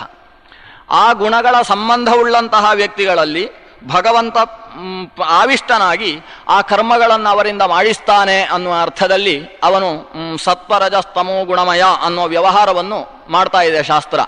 ಅಂತಹ ಚತುರ್ಮುಖ ಬ್ರಹ್ಮನಲ್ಲೂ ರುದ್ರನಲ್ಲೂ ಸ್ಥಿತನಾಗಿದ್ದುಕೊಂಡು ಪೃಥಗೇವ ಸ್ಥಿತೋ ವಿಷ್ಣು, ಪ್ರತ್ಯೇಕವಾಗಿ ವಿಷ್ಣು ಅನ್ನೋ ಸತ್ವಸ್ವರೂಪದಿಂದ ನಿಂತು ಜಗತ್ತಿನ ಸೃಷ್ಟಿಸ್ಥಿತಿ ಲಯಗಳನ್ನು ನೋಡಿಕೊಳ್ಳತಕ್ಕಂತಹ ಕಪಿಲ ಅನ್ನುವ ಹೆಸರಿನ ಭಗವಂತನಿಗೆ ನಮಸ್ಕಾರ. ಕಪಿಲ ಅಂದರೂ ಹಾಗೆ ಸೃಷ್ಟಿ ಸ್ಥಿತಿಲಯ ಮಾಡುವವ ಅಂತ. ಕರೋತೀತಿ ಕಹ, ಪಾತೀತಿ ಪಿಹಿ, ಲುನಾತೀತಿ ಲಹ ಅಂತ. ಕ ಪಿ ಲ ಅಂದರೆ ಕ ಅಂದರೆ ಸೃಷ್ಟಿ ಮಾಡುವವ, ಪಿ ಅಂದರೆ ಪಾಲನೆ ಮಾಡುವವ, ಲ ಅಂದರೆ ನಾಶ ಮಾಡುವವ, ಲಯ ಮಾಡುವವ ಅಂತ ಅರ್ಥ. ಇಂಗ್ಲೀಷಿನ ಗಾಡ್ ಅಂದರು, ಸಂಸ್ಕೃತದ ಕಪಿಲ ಅಂದರು ಒಂದೇ ಅರ್ಥ. ಸಂಸ್ಕೃತದ ಕಪಿಲದಿಂದ ಇಂಗ್ಲೀಷಿನ ಗಾಡ್ ಹುಟ್ಟಿದ್ದು. GOD ಅಂದರೆ ಜನರೇಟರ್, ಪ್ರಾರಂಭ, ಆಪರೇಟರ್ ಮತ್ತು ಡೆಸ್ಟ್ರಾಯರ್ ಅಂತ ಹೇಳುವುದಿಲ್ವೇ. ಅಂದರೆ ಅದರಿಂದ ಸೃಷ್ಟಿ ಸ್ಥಿತಿ ಲಯವನ್ನು ಮಾಡುವವನು ಗಾಡು ಅಂತ ವ್ಯವಹಾರ ಮಾಡ್ತಾರೆ. ಅದು ಸಂಸ್ಕೃತದ ಕಪಿಲ ಅನ್ನುವುದೇ GOD ಆದದ್ದು. ಅದನ್ನೇ ಆ ಭಗವಂತನನ್ನು ಈ ಪ್ರಥಮ ಶ್ಲೋಕದಲ್ಲಿ ಸ್ತೋತ್ರ ಮಾಡಿದರು. ನಮೋ ನಮಃ ಕ್ಷಯೇ ಸೃಷ್ಟೌ ಸ್ಥಿತೌ ಸತ್ವಮಯಾಯವ ನಮಃ ರಜಸ್ತಮಸ್ ಸತ್ವತ್ರಿರೂಪಾಯ ಸ್ವಯಂಭುವೇ. ಇಷ್ಟು ಸ್ತೋತ್ರ ಮಾಡಿ ಮುಂದೆ ಜಿತಂ ಭಗವತಾನೇನ ಹರಿಣ ಲೋಕಧಾರಿಣ ಅಜೇನ ವಿಶ್ವರೂಪೇಣ ನಿರ್ಗುಣೇನ ಗುಣಾತ್ಮನ. ಹಿಂದಿನ ಶ್ಲೋಕದಲ್ಲಿ ಸ್ವಯಂಭೂ ಅನ್ನೋ ಶಬ್ದದಿಂದ ಭಗವಂತನನ್ನು ಸ್ತೋತ್ರ ಮಾಡಿದರೆ, 2ನೆಯ ಶ್ಲೋಕದಲ್ಲಿ ಅಜ ಅನ್ನುವ ಹೆಸರಿನಿಂದ ಭಗವಂತನನ್ನು ಸ್ತೋತ್ರ ಮಾಡ್ತಾರೆ. ಅಜ ಅಂದರೆ ಹುಟ್ಟು ಇಲ್ಲದೇ ಇದ್ದವ ಅಂತರ್ಥ. ನ ಜಾಯತೆ. ನಾವು ಜನ ಅವ ಅಜ, ಇಷ್ಟು ವ್ಯತ್ಯಾಸ. ನಾವೆಲ್ಲ ಮಹಾಜನ ಅಂತ ನಮ್ಮನ್ನು ಹೇಳ್ಕೊಳ್ಳಿ, ಸರ್ವ ಮಹಾಜನರೇ ಅಂತ. ಜನ ಅಂದರೂ ಹುಟ್ಟು ಇಲ್ಲದೆ ಇದ್ದವ ಅಂತಲೇ ಅರ್ಥ. ನ ಜಾಯತೆ ಇತಿ ಜನಃ, ಅದು ಮಾತ್ರ ಸ್ವಲ್ಪ ವ್ಯತ್ಯಾಸ. ಜನ ಇದ್ದದ್ದು ಅಜ, ಆ ಭಗವಂತ ಅಜ. ಇಲ್ಲಿ ನ ಜ ಅನ್ನೋದು ಆ ಕಡೆ ಈ ಕಡೆ ಆಗಿದೆ. ಯಾಕಂದರೆ ಭಗವಂತನಿಗೂ ನಮಗೂ ಅಷ್ಟು ವೈಲಕ್ಷಣ್ಯ ಇದೆ. ಅವನು ಹುಟ್ಟುವುದೇ ಇಲ್ಲ, ನಾವು ಹುಟ್ಟದೇ ಹೋದರೂ ಹುಟ್ಟಿದ ಹಾಗಿರ್ತೇವೆ. ನಮಗೆ ಶರೀರ ಸಂಬಂಧವೇ ಮೊದಲಾದ ರೀತಿಯ ಹುಟ್ಟು ಅನ್ನುವುದಿದೆ. ಭಗವಂತನಿಗೆ ಅಂತಹ ಹುಟ್ಟೂ ಇಲ್ಲ, ಆದ್ರಿಂದ ಅವ ಅಜ. ಆನಂತರದಲ್ಲಿ ಚತುರ್ಮುಖ ಅಜ ಅನಿಸಿಕೊಳ್ತಾನೆ. ಮೊದಲನೇ ಅರ್ಥದಲ್ಲಿ ಹುಟ್ಟೇ ಇಲ್ಲದೆ ಇರುವವ, ಶರೀರ ಸಂಬಂಧವಾಗಲಿ ಪಾರತಂತ್ರ್ಯವಾಗಲಿ ಯಾರಿಗೆ ಇಲ್ಲವೇ ಇಲ್ಲವೋ ಅವನು ಮೊದಲ ಅರ್ಥದಲ್ಲಿ ಅಜ. ಅಜೋ ದುರ್ಮರ್ಷಣಶಾಸ್ತ ಅಂತ ವಿಷ್ಣು ಸಹಸ್ರನಾಮ ಹೇಳಿದ ಭಗವಂತನ ಹೆಸರು. ಆನಂತರದಲ್ಲಿ ಚತುರ್ಮುಖ ಅಜ ಆಗ್ತಾನೆ. ಅಜ ಅಂದರೆ ಆ ಅಂದರೆ ಭಗವಂತ, ಅವನಿಂದ ಹುಟ್ಟಿದ್ರಿಂದ ಚತುರ್ಮುಖನಿಗೆ ಅಜ ಅಂತ ಹೆಸರು. ಆ ಅನ್ನುವುದು ಭಗವಂತನ ವಿಶಿಷ್ಟವಾದ ಹೆಸರು. ಅಹ್ಯಿತಿ ಬ್ರಹ್ಮ ಅಂತ ಉಪನಿಷತ್ತು ಹೇಳುತ್ತೆ. ಭಗವಂತನಿಗೆ ಆ ಅಂತ ಹೆಸರು. ಆ ಅಂದರೆ ಅಲ್ಲ ಅಂತ ಅರ್ಥ, ನಮ್ಗೆ ಗೊತ್ತಿದೆ. ಆ ಜ್ಞಾನ ಅಂದರೆ ಜ್ಞಾನ, ಅಜ್ಞಾನ ಅಂದರೆ ಜ್ಞಾನ ಅಲ್ಲ. ಅದರಿಂದ ಆ ಅಂದರೆ ಅಲ್ಲ ಅಂತ ಅರ್ಥ. ಭಗವಂತನ ಒಂದು ಸುಂದರವಾದ ಹೆಸರು ಅಲ್ಲ. ಅದರಿಂದ ಎಷ್ಟೋ ದೊಡ್ಡ ದೊಡ್ಡ ಗಾಂಧಿ ತತ್ವವನ್ನು ಪ್ರತಿಪಾದಿಸುವವರು ಅಲ್ಲ ಅದು ತೇರೇ ನಾಮ್ ಅಂತಾರೆ. ಅಂದರೆ ಭಗವಂತನಿಗೆ ಅಲ್ಲ ಅನ್ನೋದು ಒಂದು ಹೆಸರು. ಯಾಕೆ ಅಲ್ಲ ಅಂತ ಹೆಸರು ಅಂದರೆ ಅವನನ್ನು ಹೌದು ಅಂತ ಹೇಳಲಿಕ್ಕೆ ಬರೋಲ್ಲ, ಆದ್ರಿಂದ ಭಗವಂತ ಅಲ್ಲ. ನೇತಿ ನೇತ್ಯಾತ್ಮ ಅಂತ ಉಪನಿಷತ್ತು ಹೇಳುತ್ತೆ. ಅವನನ್ನು ಯಾರಾದರೂ ಭಗವಂತನನ್ನು ಕಂಡು ಬಂದರು ಅನ್ಕೊಳ್ಳಿ, ಸಾಕ್ಷಾತ್ಕೃತ ಬ್ರಹ್ಮರು ಅಂತ, ಅವರ ಹತ್ರ ಕೇಳಿ ಭಗವಂತ ಹೇಗಿದ್ದಾನೆ, ಭಾರಿ ಸುಂದರ ಅಂತ ಹೇಳ್ತಾನೆ.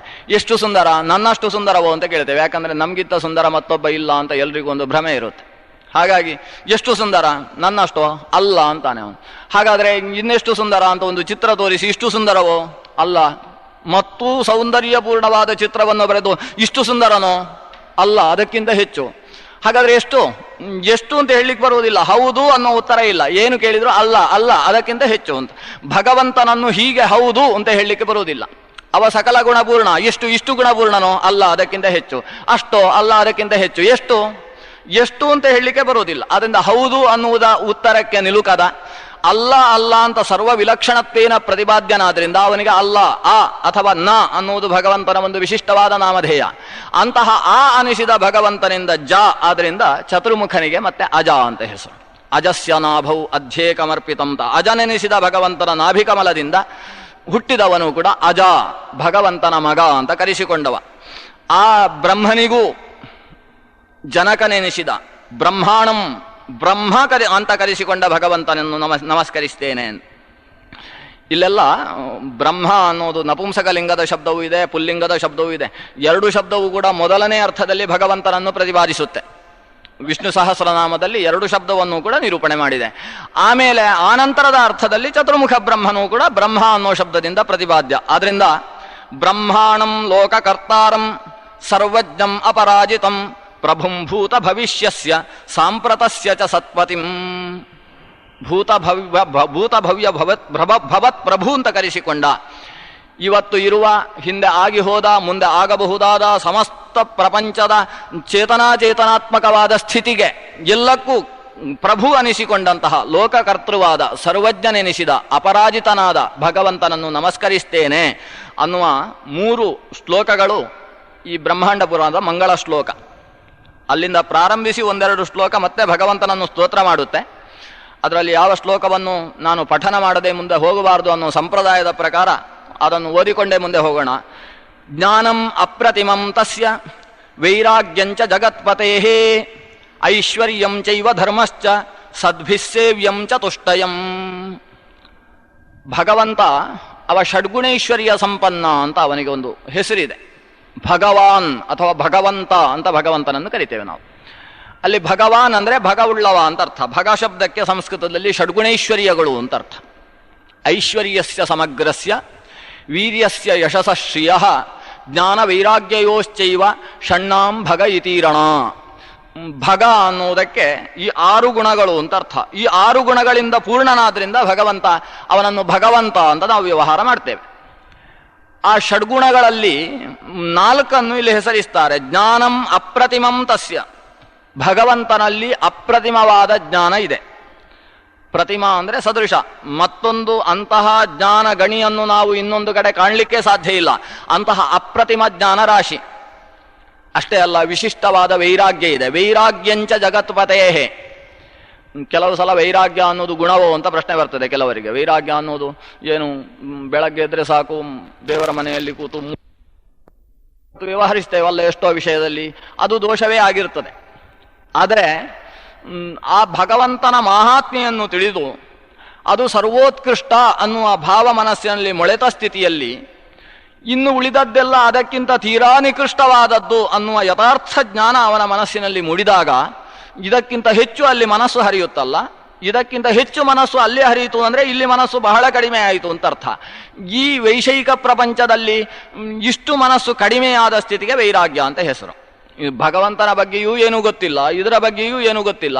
ಆ ಸ್ಥಿತಿಯಲ್ಲಿ ಯಾರೋ ಏನೋ ಹೇಳಿದ್ರು ಅಂತೇಳಿ ಮೂಗು ಹಿಡ್ಕೊಂಡ್ರೆ ಅದು ನಿಜವಾಗಿಯೂ ಕೆಲವು ಸಂದರ್ಭದಲ್ಲಿ ದೋಷವೇ ಆಗುತ್ತೆ. ಆದರೆ ವೈರಾಗ್ಯ ಅನ್ನೋದು ಸರ್ವೋತ್ಕೃಷ್ಟವಾದ ಗುಣ. ಸರಿಯಾದ ಜ್ಞಾನ ಇದ್ದಾಗ ಇದು ಶ್ರೇಷ್ಠ, ಇದು ಅತ್ಯಂತ ಕನಿಷ್ಠ ಅನ್ನುವ ಭಾವದಿಂದಾಗಿ ಉಂಟಾದ ಕನಿಷ್ಠದಲ್ಲಿ ಉಂಟಾದಂತಹ ವೈರಾಗ್ಯ ಅದು ಸರ್ವೋತ್ಕೃಷ್ಟವಾದ ಗುಣ. ಅದು ಭಗವಂತನಲ್ಲಿ ಎಷ್ಟಿದೆಯೋ ಅಷ್ಟು ಬೇರೆ ಯಾರಲ್ಲೂ ಇಲ್ಲ. ಯಾಕಂದರೆ ಭಗವಂತನಿಗೆ ಎಷ್ಟು ಸ್ಪಷ್ಟ ಗೊತ್ತಿದೆಯೋ ಅಷ್ಟು ಸ್ಪಷ್ಟ ಗೊತ್ತು ಯಾರಿಗೂ ಇಲ್ಲ. ಆದ್ದರಿಂದ ಭಗವಂತನ ವೈರಾಗ್ಯ ಅನ್ನುವುದೇ ಷಡ್ಗುಣೈಶ್ವರ್ಯಗಳಲ್ಲಿ ಸೇರಿದ ಒಂದು ವಿಶಿಷ್ಟವಾದ ಗುಣ. ಅಂತಹ ವೈರಾಗ್ಯಂಚ ಜಗತ್ಪತೇಹೇ. ಅಷ್ಟೇ ಅಲ್ಲ, ಐಶ್ವರ್ಯಂಚೈವ. ಐಶ್ವರ್ಯ ಅಂತ, ಐಶ್ವರ್ಯ ಅಂದರೆ ನಿಯಾಮಕತ್ವ. ಈಶ್ವರ ಅಂದರೆ ಎಲ್ಲರನ್ನೂ ನಿಯಮಿಸುವವ. ಯಾರು ಲೋಕಕ್ಕೆ ಈಶರು ಅಂತ ಕರೆಸಿಕೊಂಡಿದ್ದಾರೋ ಈಶರನ್ನೂ ನಿಯಮಿಸುವವ ಈಶೇಶ್ವರಃ ಈಶ್ವರಃ ಅಂತ. ಅಂತಹ ಈಶ್ವರನ ಧರ್ಮಕ್ಕೆ ಐಶ್ವರ್ಯ ಅಂತ ಹೆಸರು. ನಾವು ಐಶ್ವರ್ಯ ಅಂತ ಹೇಳಿದರೆ ನಮ್ಮ ಗಾಡ್ರೇಜ್ ಎಷ್ಟು ತುಂಬಿದೆ ಅಂತ ನೋಡಿಕೊಂಡು ಐಶ್ವರ್ಯದ ವ್ಯವಹಾರ ಮಾಡ್ತೇವೆ. ಆದರೆ ನಿಜವಾಗಿ ಸಂಸ್ಕೃತದಲ್ಲಿ ಐಶ್ವರ್ಯ ಅನ್ನೋ ಶಬ್ದಕ್ಕೆ ಅರ್ಥ ನಿಯಮಿಸುವ ಶಕ್ತಿಯುಳ್ಳವ ಅಂತ. ಎಲ್ಲರನ್ನು ಹೇಳಿದ ಹಾಗೆ ಕೇಳಿಸುವ ಶಕ್ತಿ, ಅದಕ್ಕೆ ಐಶ್ವರ್ಯ ಅಂತ ಹೆಸರು. ಆ ಭಗವಂತನಲ್ಲಿರುವ ಐಶ್ವರ್ಯ, ಯಾಕಂದರೆ ಅವನ ಸರ್ವವೂ ಅವನ ಅಧೀನ, ಅವ ಸರ್ವ ನಿಯಾಮಕ. ಆದ್ದರಿಂದ ಭಗವಂತನ ಐಶ್ವರ್ಯ ಮತ್ತು ಭಗವಂತನ ಧರ್ಮ. ಧರ್ಮ ಅಂದರೆ ಧಾರಕತ್ವ. ಸಮಗ್ರ ಪ್ರಪಂಚವನ್ನು ಧರಿಸುವವ, ಅದನ್ನು ನೋಡಿಕೊಳ್ಳುವವ, ಅದನ್ನು ಅದರ ಸ್ಥಿತಿಯನ್ನು ನೋಡುವವ, ನಿಯಮನ ಮಾಡುವವ, ಅದನ್ನು ಧರಿಸುವವ. ಈ ಭಗವಂತನ 4 ಧರ್ಮ, ಇದನ್ನು ನಿರಂತರ ಪ್ರತಿಯೊಬ್ಬನೂ ಸಜ್ಜನನೂ ಸೇವಿಸಬೇಕು, ಭಗವಂತನಲ್ಲಿ ಅನುಸಂಧಾನ ಮಾಡಬೇಕು. ಸಚ್ಚಿದಾನಂದ ಆತ್ಮೇತಿ ಮಾನುಷೈಸ್ತು ಸುರೇಶ್ವರೈಹಿ. ಭಗವಂತನ ಅನುಸಂಧಾನ ಮಾಡಬೇಕಾದ್ರೆ ಕೆಲವು ಗುಣಗಳನ್ನು ಆಚಾರ್ಯರು ಹೇಳಿದ್ದಾರೆ. ಕೆಲವು ಗುಣಗಳನ್ನು ಕೆಲವರು ಮಾತ್ರ ಆಲೋಚಿಸಬಹುದು. ಕೆಲವರಿಗೆ ಭಗವಂತನ ಎಷ್ಟೋ ಗುಣಗಳನ್ನು ಆಲೋಚಿಸಿದರೂ ಅದು ತಲೆಯಲ್ಲಿ ನಿಲ್ಲಕ್ಕೆ ಸಾಧ್ಯ ಇಲ್ಲ ಅಂತ ಹೇಳುತ್ತೆ. ಬ್ರಹ್ಮಾಂಡ ಪುರಾಣ ಹೇಳುತ್ತೆ, ಈ 4 ಗುಣಗಳನ್ನು ಭಗವಂತನಲ್ಲಿ ಆಲೋಚನೆ ಮಾಡ್ತಾ ಇರಿ, ಅದು ನಿಮ್ಮ ಶ್ರೇಯಸ್ಸಿಗೆ ಸಾಧನ. ಯಾವುದು? ಜ್ಞಾನಂ ಅಪ್ರತಿಮಂ ತಸ್ಯ. ಅಸದೃಶವಾದ, ವಿಸದೃಶವಾದ, ವಿಶಿಷ್ಟ ಅನುಪಮವಾದ ಜ್ಞಾನವನ್ನು ಭಗವಂತನಲ್ಲಿ ಆಲೋಚಿಸಿ. ವೈರಾಗ್ಯಂಚ ಜಗತ್ಪತೇಹೇ. ವಿಶಿಷ್ಟವಾದ ವೈರಾಗ್ಯವನ್ನು ಭಗವಂತನಲ್ಲಿ ಆಲೋಚಿಸಿ. ಈ ಆಲೋಚಿಸಿದ್ರಿಂದ ಏನು ಅಂದರೆ, ನೀವು ಭಗವಂತನಲ್ಲಿ ಏನು ಆಲೋಚಿಸ್ತೀರೋ ಅದನ್ನು ಭಗವಂತ ನಿಮ್ಗೆ ಕೊಡ್ತಾನೆ. ಭಗವಂತ ಅವನು ವೈರಾಗ್ಯಶಾಲಿ ಅಂತ ಆಲೋಚಿಸಿದರೆ ನಿಜವಾದ ವೈರಾಗ್ಯ ನಿಮಗೆ ಸಿಗುತ್ತೆ. ಆ ವೈರಾಗ್ಯ ನಿಜವಾದ್ದು ಯಾವಾಗ ಆಗುತ್ತೆ? ಜ್ಞಾನ ಇದ್ದಾಗ. ಅದಕ್ಕೋಸ್ಕರ ಮೊದಲು ಜ್ಞಾನವನ್ನು ಭಗವಂತನಲ್ಲಿ ಆಲೋಚಿಸಿ, ಭಗವಂತ ಜ್ಞಾನ ಕೊಡ್ತಾನೆ. ಹೀಗೆ ಅಪ್ರತಿಮವಾದ ಜ್ಞಾನವನ್ನು, ಅವನನ್ನು ಚಿತ್ ಸ್ವರೂಪ ಚಿನ್ಮಯ ಅಂತ ಧ್ಯಾನಿಸಿ ಅವ ನಿಮ್ಮಲ್ಲಿ ಚಿತ್ವವನ್ನು ಜ್ಞಾನವನ್ನು ಕೊಡ್ತಾನೆ.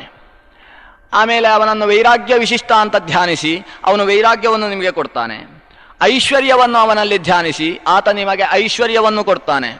4 ಜೀವರಲ್ಲಿ ನಿನ್ನನ್ನು ಎತ್ತರದ ಜೀವನನ್ನಾಗಿ ಮಾಡ್ತಾನೆ. ಧರ್ಮಶ್ಚ, ಅವನಲ್ಲಿ ಧಾರಕತ್ವವನ್ನು ಆಲೋಚಿಸಿ ನೀವು ಧಾರಣಶೀಲರಾಗುವ ಹಾಗೆ ಭಗವಂತ ಅನುಗ್ರಹಿಸ್ತಾನೆ. ಧಾರಣ ಅಂದರೆ 4 ಜನರನ್ನು ಬದುಕಿಸುವ ವಿದ್ಯೆ. ಮನುಷ್ಯ ಗೃಹಸ್ಥನಾಗಿ ಮಾಡಬೇಕಾದ ಅವಶ್ಯ ಕರ್ತವ್ಯ. ಗೃಹಸ್ಥ ಅಂದರೆ ನಮ್ಮ ಗುರುಗಳು ಆಗಾಗ ಹೇಳ್ತಾ ಇರ್ತಾರೆ, ಹರಿಯುವ ನೀರಿನಲ್ಲಿ ಒಂದು ಎಲೆ ಬಿದ್ದಿರುತ್ತೆ. ಆ ಎಲೆ ನೀರಲ್ಲಿ ತೇಲ್ತಾ ಸಾಗುತ್ತೆ. ಅದರ ಮೇಲೆ ಒಂದು ಹಕ್ಕಿಯೋ ಮತ್ತೊಂದೋ ಬಂದು ಕೂತ್ರೆ ಅದು ಹಕ್ಕಿಯನ್ನು ಮುಳುಗಿಸುತ್ತೆ, ತಾನು ಮುಳುಗುತ್ತೆ. ಅದೇ ನೀರಿನಲ್ಲಿ ಒಂದು ಇರುವ ದೋಣಿ, ಆ ದೋಣಿ ಯಾರಾದರೂ 4 ಜನ ಅಲ್ಲಿ ಕೂತ್ರೆ ಅವರನ್ನು ತಾನು ಹೊತ್ತುಕೊಂಡು ನದಿಯನ್ನು ದಾಟಿಸುತ್ತೆ. ಪ್ರಪಂಚದ ಗೃಹಸ್ಥ ಅವನು ನದಿಯ ನೀರಿನಲ್ಲಿರ್ತಕ್ಕಂಥ ದೋಣಿಯ ಹಾಗಿರಬೇಕು, ಎಲೆಯ ಹಾಗಿರಬಾರದು. ಒಂದು ಉಪನಿಷತ್ತಿನ ಸಂದೇಶವನ್ನು ಈ ಕಥೆಯಲ್ಲಿ ಅವರು ಹೇಳ್ತಾರೆ. ಅದು ನೀರಿನಲ್ಲಿ ಸಾಗುವ ದೋಣಿಯ ಹಾಗೆ. ಅದರಲ್ಲಿ 4 ಜನ ಬಂದು ಕೂತರೆ ತಾನು ಮುಳುಗುವುದು ಅವರನ್ನು ಮುಳುಗಿಸುವುದು ಅನ್ನುವ ಸ್ಥಿತಿ ಗೃಹಸ್ಥನಾದದ್ದಿರಬಾರದು. ಅವನು ಅವರನ್ನು ಹೊತ್ತುಕೊಂಡು ತಾನು ನದಿಯನ್ನು ಅವರ ಜೊತೆಗೆ ದಾಟುವಂತಹ, ಅವರನ್ನು ದಾಟಿಸುವ ಸ್ಥಿತಿಯಲ್ಲಿ ಸಂಸಾರ ಸಾಗರ ತಾರಕನಾಗಿ ಅವ ಇರಬೇಕು. ಮನೆಗೆ ಬಂದರೆ 4 ಜನ ಬಂದರೆ ಯಾಕೆ ಬಂದರೆ ನೀವು ಎಷ್ಟೊತ್ತಿಗೆ ಹೊರಡ್ತೀರಿ ಅಂತ ಕೇಳುವ ಸ್ಥಿತಿಯಲ್ಲಿ ಅವ ಇರಬಾರದು. 4 ಜನ ಬ್ರಹ್ಮಚಾರಿಗಳಿಗೋ ಓದುವವರಿಗೋ ಹೊಟ್ಟೆಗೆ ಊಟ ಹಾಕಿ ಅವರಿಗೂ ಜ್ಞಾನವನ್ನು ಕೊಟ್ಟು ಬೆಳೆಸುವ ಸ್ಥಿತಿಯಲ್ಲಿ ಗೃಹಸ್ಥನಾದವ ಸಾರ್ಥಕವಾಗಿ ಗೃಹಸ್ಥ ಅನ್ನೋ ಶಬ್ದವನ್ನು ಅವನಲ್ಲಿ ಬಳಸಬಹುದಾಗುತ್ತೆ ಅನ್ನೋ ಅರ್ಥದಲ್ಲಿ ಅವನು ಐಶ್ವರ್ಯಶಾಲಿಯಾಗಬೇಕು. ಅವನಲ್ಲಿ ಧರ್ಮ ಬೇಕು, ಜ್ಞಾನ ಬೇಕು, ಜ್ಞಾನಸಹಿತವಾದ ವೈರಾಗ್ಯ ಬೇಕು. ಅದು ಪ್ರಾಪ್ತಿಯಾಗಬೇಕಾದರೆ ಭಗವಂತನಲ್ಲಿ ಅದನ್ನು ಸೇವಿಸಿರಿ ಅನ್ನುವ ಆದೇಶದ ಜೊತೆಗೆ ಬ್ರಹ್ಮಾಂಡ ಪ್ರಾರಂಭ ಆಗುತ್ತೆ. ಜ್ಞಾನಂ ಅಪ್ರತಿಮಂ ತಸ್ಯ ವೈರಾಗ್ಯಂಚ ಜಗತ್ಪತೇಃ ಐಶ್ವರ್ಯಂಚೈವ ಧರ್ಮಶ್ಚ ಸದ್ಭಿಃ ಸೇವ್ಯಂ ಚತುಷ್ಟಯಂ ಇಮಾನ್ ನರಸ್ಯ ವೈ ಭಾವಾನ್ ನಿತ್ಯಂ ಸದಸದಾತ್ಮಕಾನ್ ಅವಿಂಶಕಃ ಪುನಸ್ತಾನ್ ವೈ ಕ್ರಿಯಾ ಭಾವಾರ್ಥಮೀಶ್ವರಃ ಲೋಕತತ್ವಜ್ಞಃ ಯೋಗಮಾಸ್ಥಾಯ ಯೋಗವಿತ್ ಅಸೃಜತ್ ಸರ್ವಭೂತಾನಿ ಸ್ಥಾವರಾಣಿ ಚರಾಣಿ ಚ ತಮಹಂ ವಿಶ್ವಕರ್ಮಾಣಂ ಸತ್ಪತಿಂ ಲೋಕಸಾಕ್ಷಿಣಂ ಪುರಾಣಾಖ್ಯಾನ ಜಿಜ್ಞಾಸುಃ ಗಚ್ಛಾಮಿ ಶರಣಂ ವಿಭುಂ. ಇದಿಷ್ಟು ಮಂಗಳಾಚರಣೆಗಳು. ಕೊನೆಗೆ ಆ ಮಂಗಳಾಚರಣೆ ಏನು ಹೇಳಿತು ಅಂದರೆ, ಭಗವಂತ ನೀನು ಸಕಲ ಲೋಕವನ್ನು ಸೃಷ್ಟಿ ಮಾಡಿದವ, ಸಕಲ ಲೋಕವನ್ನು ಪಾಲನೆ ಮಾಡುವವ, ಸಕಲ ಲೋಕವನ್ನು ಕೊನೆಗೆ ನುಂಗಿ ಹೊಟ್ಟೆಯಲ್ಲಿ ತುಂಬಿಸಿಕೊಳ್ಳತಕ್ಕಂತಹ ವಿಶ್ವಂಭರ ನೀನು, ಅವರನ್ನೆಲ್ಲ ನಿಯಮನ ಮಾಡತಕ್ಕಂತಹ ಈಶ್ವರ ನೀನು. ಅಂತಹ ಸರ್ವಸಾಕ್ಷಿ, ಎಲ್ಲರ ಒಳಗಿದ್ದುಕೊಂಡು ಯಾರು ಏನು ಯಾವಾಗ ಮಾಡ್ತಾರೆ ಅನ್ನುವುದನ್ನು ಅರಿಯಬಲ್ಲ, ಅವರವರು ಮಾಡಿದ ಕರ್ಮಕ್ಕೆ ಸರಿಯಾಗಿ ಜ್ಞಾನವನ್ನೋ ಅಜ್ಞಾನವನ್ನೋ ಬಂಧವನ್ನೋ ಮೋಕ್ಷವನ್ನೋ ಕೊಡತಕ್ಕಂತಹ ಸರ್ವಸಾಕ್ಷಿ ನೀನು. ಅಂತಹ ಸರ್ವಸಾಕ್ಷಿಯಾದ ಸತ್ಪತಿ, ಸಜ್ಜನರನ್ನು ರಕ್ಷಣೆ ಮಾಡತಕ್ಕಂತಹ ನಿನ್ನನ್ನು ನಾನು ಪಾದಕ್ಕೆ ಬಿದ್ದು ಪ್ರಾರ್ಥಿಸ್ತೇನೆ. ಏನು ಅಂದರೆ, ಈ ಪುರಾಣ ನನಗೆ ಸರಿಯಾಗಿ ಅರ್ಥ ಆಗುವ ಹಾಗೆ ಬುದ್ಧಿಯನ್ನು ಕೊಡು ಅಂತ. ಪುರಾಣಾಖ್ಯಾನ ಜಿಜ್ಞಾಸುಹು ಗಚ್ಛಾಮಿ ಶರಣಂ ವಿಭುಂ. ಅದರಲ್ಲೂ ಬೇರೆ ಪುರಾಣ ಓದಬೇಕಾದರೂ ಈ ಮಾತನ್ನು ಸ್ವಲ್ಪ ಬಿಟ್ಟು ಹೋಗ್ಬೋದು, ನಾವು ಓದಿದಾಗ ಅರ್ಥ ಆಗಬಹುದು ಅಂತ. ಬ್ರಹ್ಮಾಂಡ ಪುರಾಣ ಓದಬೇಕಾದ್ರೆ ನಿಶ್ಚಯವಾಗಿ ಪೂರ್ತಿ ಮನಃಪೂರ್ವಕವಾಗಿ ಶ್ಲೋಕ ಹೇಳಿಕೊಂಡೇ ಹೋಗಬೇಕು, ದಾರಿ ತಪ್ಪುವ ಸಾಧ್ಯತೆ ಜಾಸ್ತಿ. ಆದ್ದರಿಂದ ಪುರಾಣಾರ್ಥಂ ವದನ್ಯಾತಿ ನರಕಂ ನಾತ್ರ ಸಂಶಯ ಅಂತ ಮಾತು ಸ್ಮೃತಿಗಳಲ್ಲಿ ಕಾಣಿಸ್ತಾವೆ. ನಿಮಗೆ ನರಕಕ್ಕೆ ಹೋಗಲಿಕ್ಕೆ ಮನಸ್ಸಿದೆಯೋ ಪುರಾಣ ಪ್ರವಚನ ಮಾಡಲಿಕ್ಕೆ ಶುರು ಮಾಡು ಅಂತ. ಯಾಕಂದರೆ ವದನ್ ಯಾತಿ ನರಕಂ ನಾತ್ರ ಸಂಶಯ. ಪುರಾಣ ಅವನೇ ತಾನೇ ಓದಿಕೊಂಡ್ರೆ ಯಾವುದೋ ಎಲ್ಲೋ ಮಾರ್ಗ ತಪ್ಪು ತಿಳ್ಕೊಂಡು ತಾನು ಒಬ್ಬ ಅಧಪಾತವನ್ನು ಹೊಂದಬಹುದು. ಅವ ಪುರಾಣ ಪ್ರವಚನ ಮಾಡಲಿಕ್ಕೆ ಶುರು ಮಾಡಿದರೆ ತಾನು ಅಬದ್ಧವಾಗಿ ತಿಳಿದದ್ದನ್ನು 10 ಜನಕ್ಕೆ ಅಬದ್ಧವನ್ನೇ ತಿಳಿಸಿ 10 ಜನರನ್ನು ಒಟ್ಟಿಗೆ ಕರ್ಕೊಂಡು ಹೋಗುವ ಸಾಧ್ಯತೆ ಜಾಸ್ತಿ ಉಂಟು. ಇದು ದೊಡ್ಡ ಅನರ್ಥಕ್ಕೆ ಹೇತು ಅನ್ನುವ ಎಚ್ಚರಿಕೆಯ ಮಾತು ಇದೆ. ಆದರೆ ಗುರುಗಳು ಸಮೀಪದಲ್ಲಿರುವುದರಿಂದ ಅವರು ತಾತ್ಪರ್ಯ ನಿರ್ಣಯಕ್ಕೋಸ್ಕರ ಕೂತದ್ರಿಂದ ನನಗೆ ಹೆದರಿಕೆ ಇಲ್ಲ. ಅಕಸ್ಮಾತ್ ನಾನು ದಾರಿ ತಪ್ಪಿಸುವ ದಾರಿಯಲ್ಲಿ ಸಾಗಿದ್ರೂ ಸರಿಯಾದ ಮಾರ್ಗಕ್ಕೆ ಅವರು ತಂದು ನಿಲ್ಲಿಸ್ತಾರೆ ಅನ್ನೋ ಎಚ್ಚರ, ಒಂದು ವಿಶ್ವಾಸದಿಂದ ಯಥಾಶಕ್ತಿ ಆ ಶ್ರೀಕೃಷ್ಣನಲ್ಲಿ ಪುರಾಣಾಖ್ಯಾನ ಜಿಜ್ಞಾಸು, ಮುಂದಿನ ಪುರಾಣದ ಅರ್ಥತತ್ವ ಸ್ಪಷ್ಟವಾಗಿ ಮನಸ್ಸಿಗೆ ಹೊಳೆಯುವ ಹಾಗೆ, ಹೊಳೆದದ್ದನ್ನು ನಾಲಿಗೆಯಲ್ಲಿ ನಿಂತು ಸ್ಪಷ್ಟವಾಗಿ ಉಚ್ಚರಿಸುವ ಶಕ್ತಿಯನ್ನು ಭಗವಂತ ಕೊಡ್ಲಿ ಅಂತ ಆ ಪುರಾಣದ ದೇವತೆ ಎನಿಸಿದ ಭಗವಂತನಲ್ಲಿ ಶರಣು ಅಂತ ಹೇಳ್ತಾ ಪುರಾಣದ ಅನುಸಂಧಾನಕ್ಕೆ ಪ್ರಾರಂಭಿಸೋಣ. ಇಲ್ಲಿ ಆಗ ಹೇಳಿದ ಹಾಗೆ ಪುರಾಣ ಲೋಕತತ್ವಾರ್ಥವನ್ನು ನಿರೂಪಿಸತಕ್ಕಂಥದ್ದು ಬ್ರಹ್ಮಾಂಡ ಪುರಾಣ. ಅದನ್ನು ಪ್ರಶಂಸ ಸಹ ಭಗವಾನ್ ವಸಿಷ್ಠಾಯ ಪ್ರಜಾಪತಿ, ಚತುರ್ಮುಖ ವಸಿಷ್ಠನಿಗೆ ನಿರೂಪಿಸಿದ. ಅಲ್ಲಿಂದ ನಂತರ ಬೆಳೆದು ವ್ಯಾಸರಿಗೆ ಬಂದು ರೋಮಹರ್ಷಣನಿಗೆ ಬಂದು ರೌಮಹರ್ಷಣಿಗೆ ಬಂದು ಅಲ್ಲಿ ಕುರುಕ್ಷೇತ್ರದಲ್ಲಿ ಇದನ್ನು ಬ್ರಾಹ್ಮಣರಿಗೆ ನಿರೂಪಿಸಿದರು. ಅವಾಪ್ತ ವಿದ್ಯ ಸಂತುಷ್ಟ ಕುರುಕ್ಷೇತ್ರಂ ಉಪಾಗಮತ್ ಸತ್ರೇ ಸವಿತತೆ ತತ್ರ ಯಜಮಾನಾನ್ ಋಷೀನ್ ಶುಚೀನ್. ಕುರುಕ್ಷೇತ್ರದ ಕಥೆ ಏನು ಅಂದರೆ, ಅಲ್ಲಿ ಅನೇಕ ಬ್ರಾಹ್ಮಣರು ಅಂದರೆ ಬ್ರಹ್ಮತತ್ವ ಜಿಜ್ಞಾಸುಗಳು, ಬ್ರಹ್ಮನ ಕಡೆಗೆ ಸಾಗುವುದಕ್ಕೆ ಮನಸ್ಸು ಇರತಕ್ಕಂಥವರು, ಭಗವಂತನನ್ನು ತಿಳಿಯಬೇಕು ಅನ್ನುವ ಭಾವದಿಂದ ಕರ್ಮದಲ್ಲಿ ತೊಡಗಿದವರು. ಕರ್ಮ ಮಾಡುವುದರಿಂದ, ಯಜ್ಞಯಾಗಗಳನ್ನು ಮಾಡುವುದರಿಂದ ಅಂತಃಕರಣ ಶುದ್ಧಿಯಾಗಿ ಶುದ್ಧ ಅಂತಃಕರಣದಿಂದ ಭಗವಂತನನ್ನು ಕಾಣಬೇಕು ಅನ್ನುವ ದೃಷ್ಟಿಯಿಂದ ಹೊರಟವರು. ಅವರೆಲ್ಲರೂ ಕೂಡ ಆ ಕುರುಕ್ಷೇತ್ರದಲ್ಲಿ ಸೇರಿದ್ದಾರಂತೆ. ಕುರುಕ್ಷೇತ್ರ ಅಂತ ಕೇಳಿದ ಕೂಡಲೇ ಹಾಗಾದರೆ ಮುಂದೆ ದೊಡ್ಡ ಯುದ್ಧ ಆಗುತ್ತೆ ಅಂತ ಭಾವನೆ ಮಾಡಿಕೊಳ್ಳಬೇಡಿ. ಕುರುಕ್ಷೇತ್ರ ಅತ್ಯಂತ ಪವಿತ್ರವಾದ ಕ್ಷೇತ್ರ. ಅಲ್ಲಿ ಯುದ್ಧ ಆಯಿತು ಅಷ್ಟೇ. ಕುರುಕ್ಷೇತ್ರದಲ್ಲಿ ಯುದ್ಧ ಆಯಿತು. ಯಾಕಂದರೆ ಯುದ್ಧ ಮಾಡುವುದಕ್ಕೆ ಚೆನ್ನಾಗಿ ದೊಡ್ಡ ವಿಶಾಲವಾದ ಮೈದಾನದ ಹಾಗಿತ್ತು. ಅಲ್ಲಿ ಯುದ್ಧ ನಡೀತು. ಅದು ಧರ್ಮಕ್ಷೇತ್ರವೆನಿಸಿದ ಕುರುಕ್ಷೇತ್ರ. ಅಲ್ಲಿ ಆಚರಣೆ ಮಾಡಿದ್ದಕ್ಕೆ ಶತಪಟ್ಟು ಫಲ ಅಂತ ಸ್ಮೃತಿ ಹೇಳುತ್ತೆ. ಕೆಲವೊಂದು ಕ್ಷೇತ್ರಗಳಲ್ಲಿ ಮಾಡಿದ ಕರ್ಮಕ್ಕೆ ಇಲ್ಲಿ ನಾವು 1 ಸಾರಿ ವಿಷ್ಣು ಸಹಸ್ರನಾಮ ಹೇಳಿದರೆ 1 ಸಾರಿ ವಿಷ್ಣು ಸಹಸ್ರನಾಮ ಹೇಳಿದ ಹಾಗೆ, ಕೆಲವು ಕ್ಷೇತ್ರಗಳಲ್ಲಿ ಹೇಳಿದರೆ 1 ಸಾರಿ ಹೇಳಿದ್ದಕ್ಕೆ 100 ಸಾರಿ ಹೇಳಿದ ಫಲ. ಅಂದರೆ ಅದು ವಿಶಿಷ್ಟ ಜಾಗಗಳು, ಧರ್ಮಕ್ಷೇತ್ರಗಳು. ಅಂತಹ ಕುರುಕ್ಷೇತ್ರದಲ್ಲಿ ಅನೇಕ ಬ್ರಾಹ್ಮಣರು, ಭಗವಂತನನ್ನು ತಿಳಿಯುವುದಕ್ಕೆ ಹೊರಟಂತಹ ಋಷಿಗಳು, ಅವರು ದೊಡ್ಡ ಯಜ್ಞವನ್ನು ನಡೆಸ್ತಾ ಇದ್ದಾರಂತೆ. ಅವರು ಯಜ್ಞ ಮಾಡ್ತಾ ಇದ್ದಾರೆ ಅನ್ನುವ ವಿಷಯ ಗೊತ್ತಿಲ್ಲ ಈ ರೋಮಹರ್ಷಣನಿಗೆ, ವ್ಯಾಸ ಶಿಷ್ಯನಿಗೆ. ಆದರೆ ಯಾವುದೋ ಒಂದು ಕ್ಷೇತ್ರ ಅನ್ನುವ ದೃಷ್ಟಿಯಿಂದ ಲೋಕಸಂಚಾರ ಮಾಡ್ತಾ ಆ ಪ್ರದೇಶಕ್ಕೆ ಈ ರೋಮಹರ್ಷಣರು, ಇಲ್ಲಿ ರೋಮಹರ್ಷಣ ಅಂದರೆ ರೋಮಹರ್ಷಣನ ಮಗನಾದ ರೌಮಹರ್ಷಣಿ, ಅವನನ್ನು ಈ ಪುರಾಣ ರೋಮಹರ್ಷಣ ಅನ್ನೋ ಶಬ್ದದಿಂದಲೇ ಕರೆದಿದೆ. ಯಾಕಂದರೆ ಸುಂದರವಾಗಿ ಉಪನ್ಯಾಸ ಮಾಡುವ ವ್ಯಕ್ತಿ ಅನ್ನುವ ಕಾರಣದಿಂದ ಅದೇ ಶಬ್ದವನ್ನು ಇಟ್ಟುಕೊಂಡು ನಾನು ಉಪನ್ಯಾಸ ಮಾಡ್ತೇನೆ. ರೋಮಹರ್ಷಣರು ಆ ಕುರುಕ್ಷೇತ್ರಕ್ಕೆ ಬಂದರು. ಬಂದವರನ್ನು ಋಷಿ ಮುನಿಗಳು ಎದ್ದು ನಿಂತು ಸ್ವಾಗತಿಸಿದರು. ವಿಧಾನ ಏನುಂಟು ಆ ಕ್ರಮದಲ್ಲಿ ಉಪಚರಿಸಿದ್ರು ಅಂತ. ವಿಧಾನತಃ ಯಥಾಶಾಸ್ತ್ರಂ ಪ್ರಜ್ಞಂ ಯಾತಿ ಜಗಾಮಹ, ಕ್ರಮ ಪ್ರಕಾರ ಶಾಸ್ತ್ರದಲ್ಲಿ ಹೇಳಿದ ಕ್ರಮದಿಂದ ಉಪಚರಿಸಿದ್ರು. ಬರ್ತಾ ಇದ್ದ ಹಾಗೆ, ಬಂದರೋ, ಯಾವಾಗ ಬಂದ್ರಿ, ಎಷ್ಟು ಹೊತ್ತು ಇರ್ತೀರಿ ಅಂತ ಕೇಳಲಿಕ್ಕೆ ಶುರು ಮಾಡಲಿಲ್ಲ. ನೀವು ಯಾವಾಗ ಹೊರಡುವವರು ಅಂತ ಬಂದು ಕೂಡಲೇ ವಿಚಾರಿಸಲಿಲ್ಲ.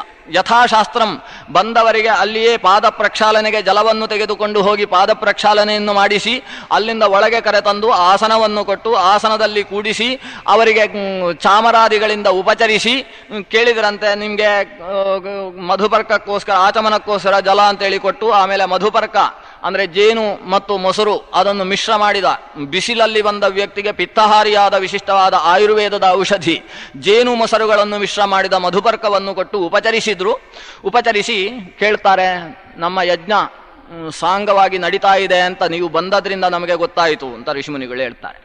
ಯಾಕಂದರೆ ನೀವು ಇವತ್ತಿನ ಪೂರ್ಣಾಹುತಿ ಆಗುವ ಹೊತ್ತಿಗೆ ನೀವು ಬಂದಿದ್ದೀರಿ ಅಂದರೆ ನಮ್ಮ ಯಜ್ಞ ಸಾಂಗವಾಗಿ ನಡೀತಾ ಇದೆ ಅಂತ ನಮಗೆ ಗೊತ್ತಾಗ್ತದೆ.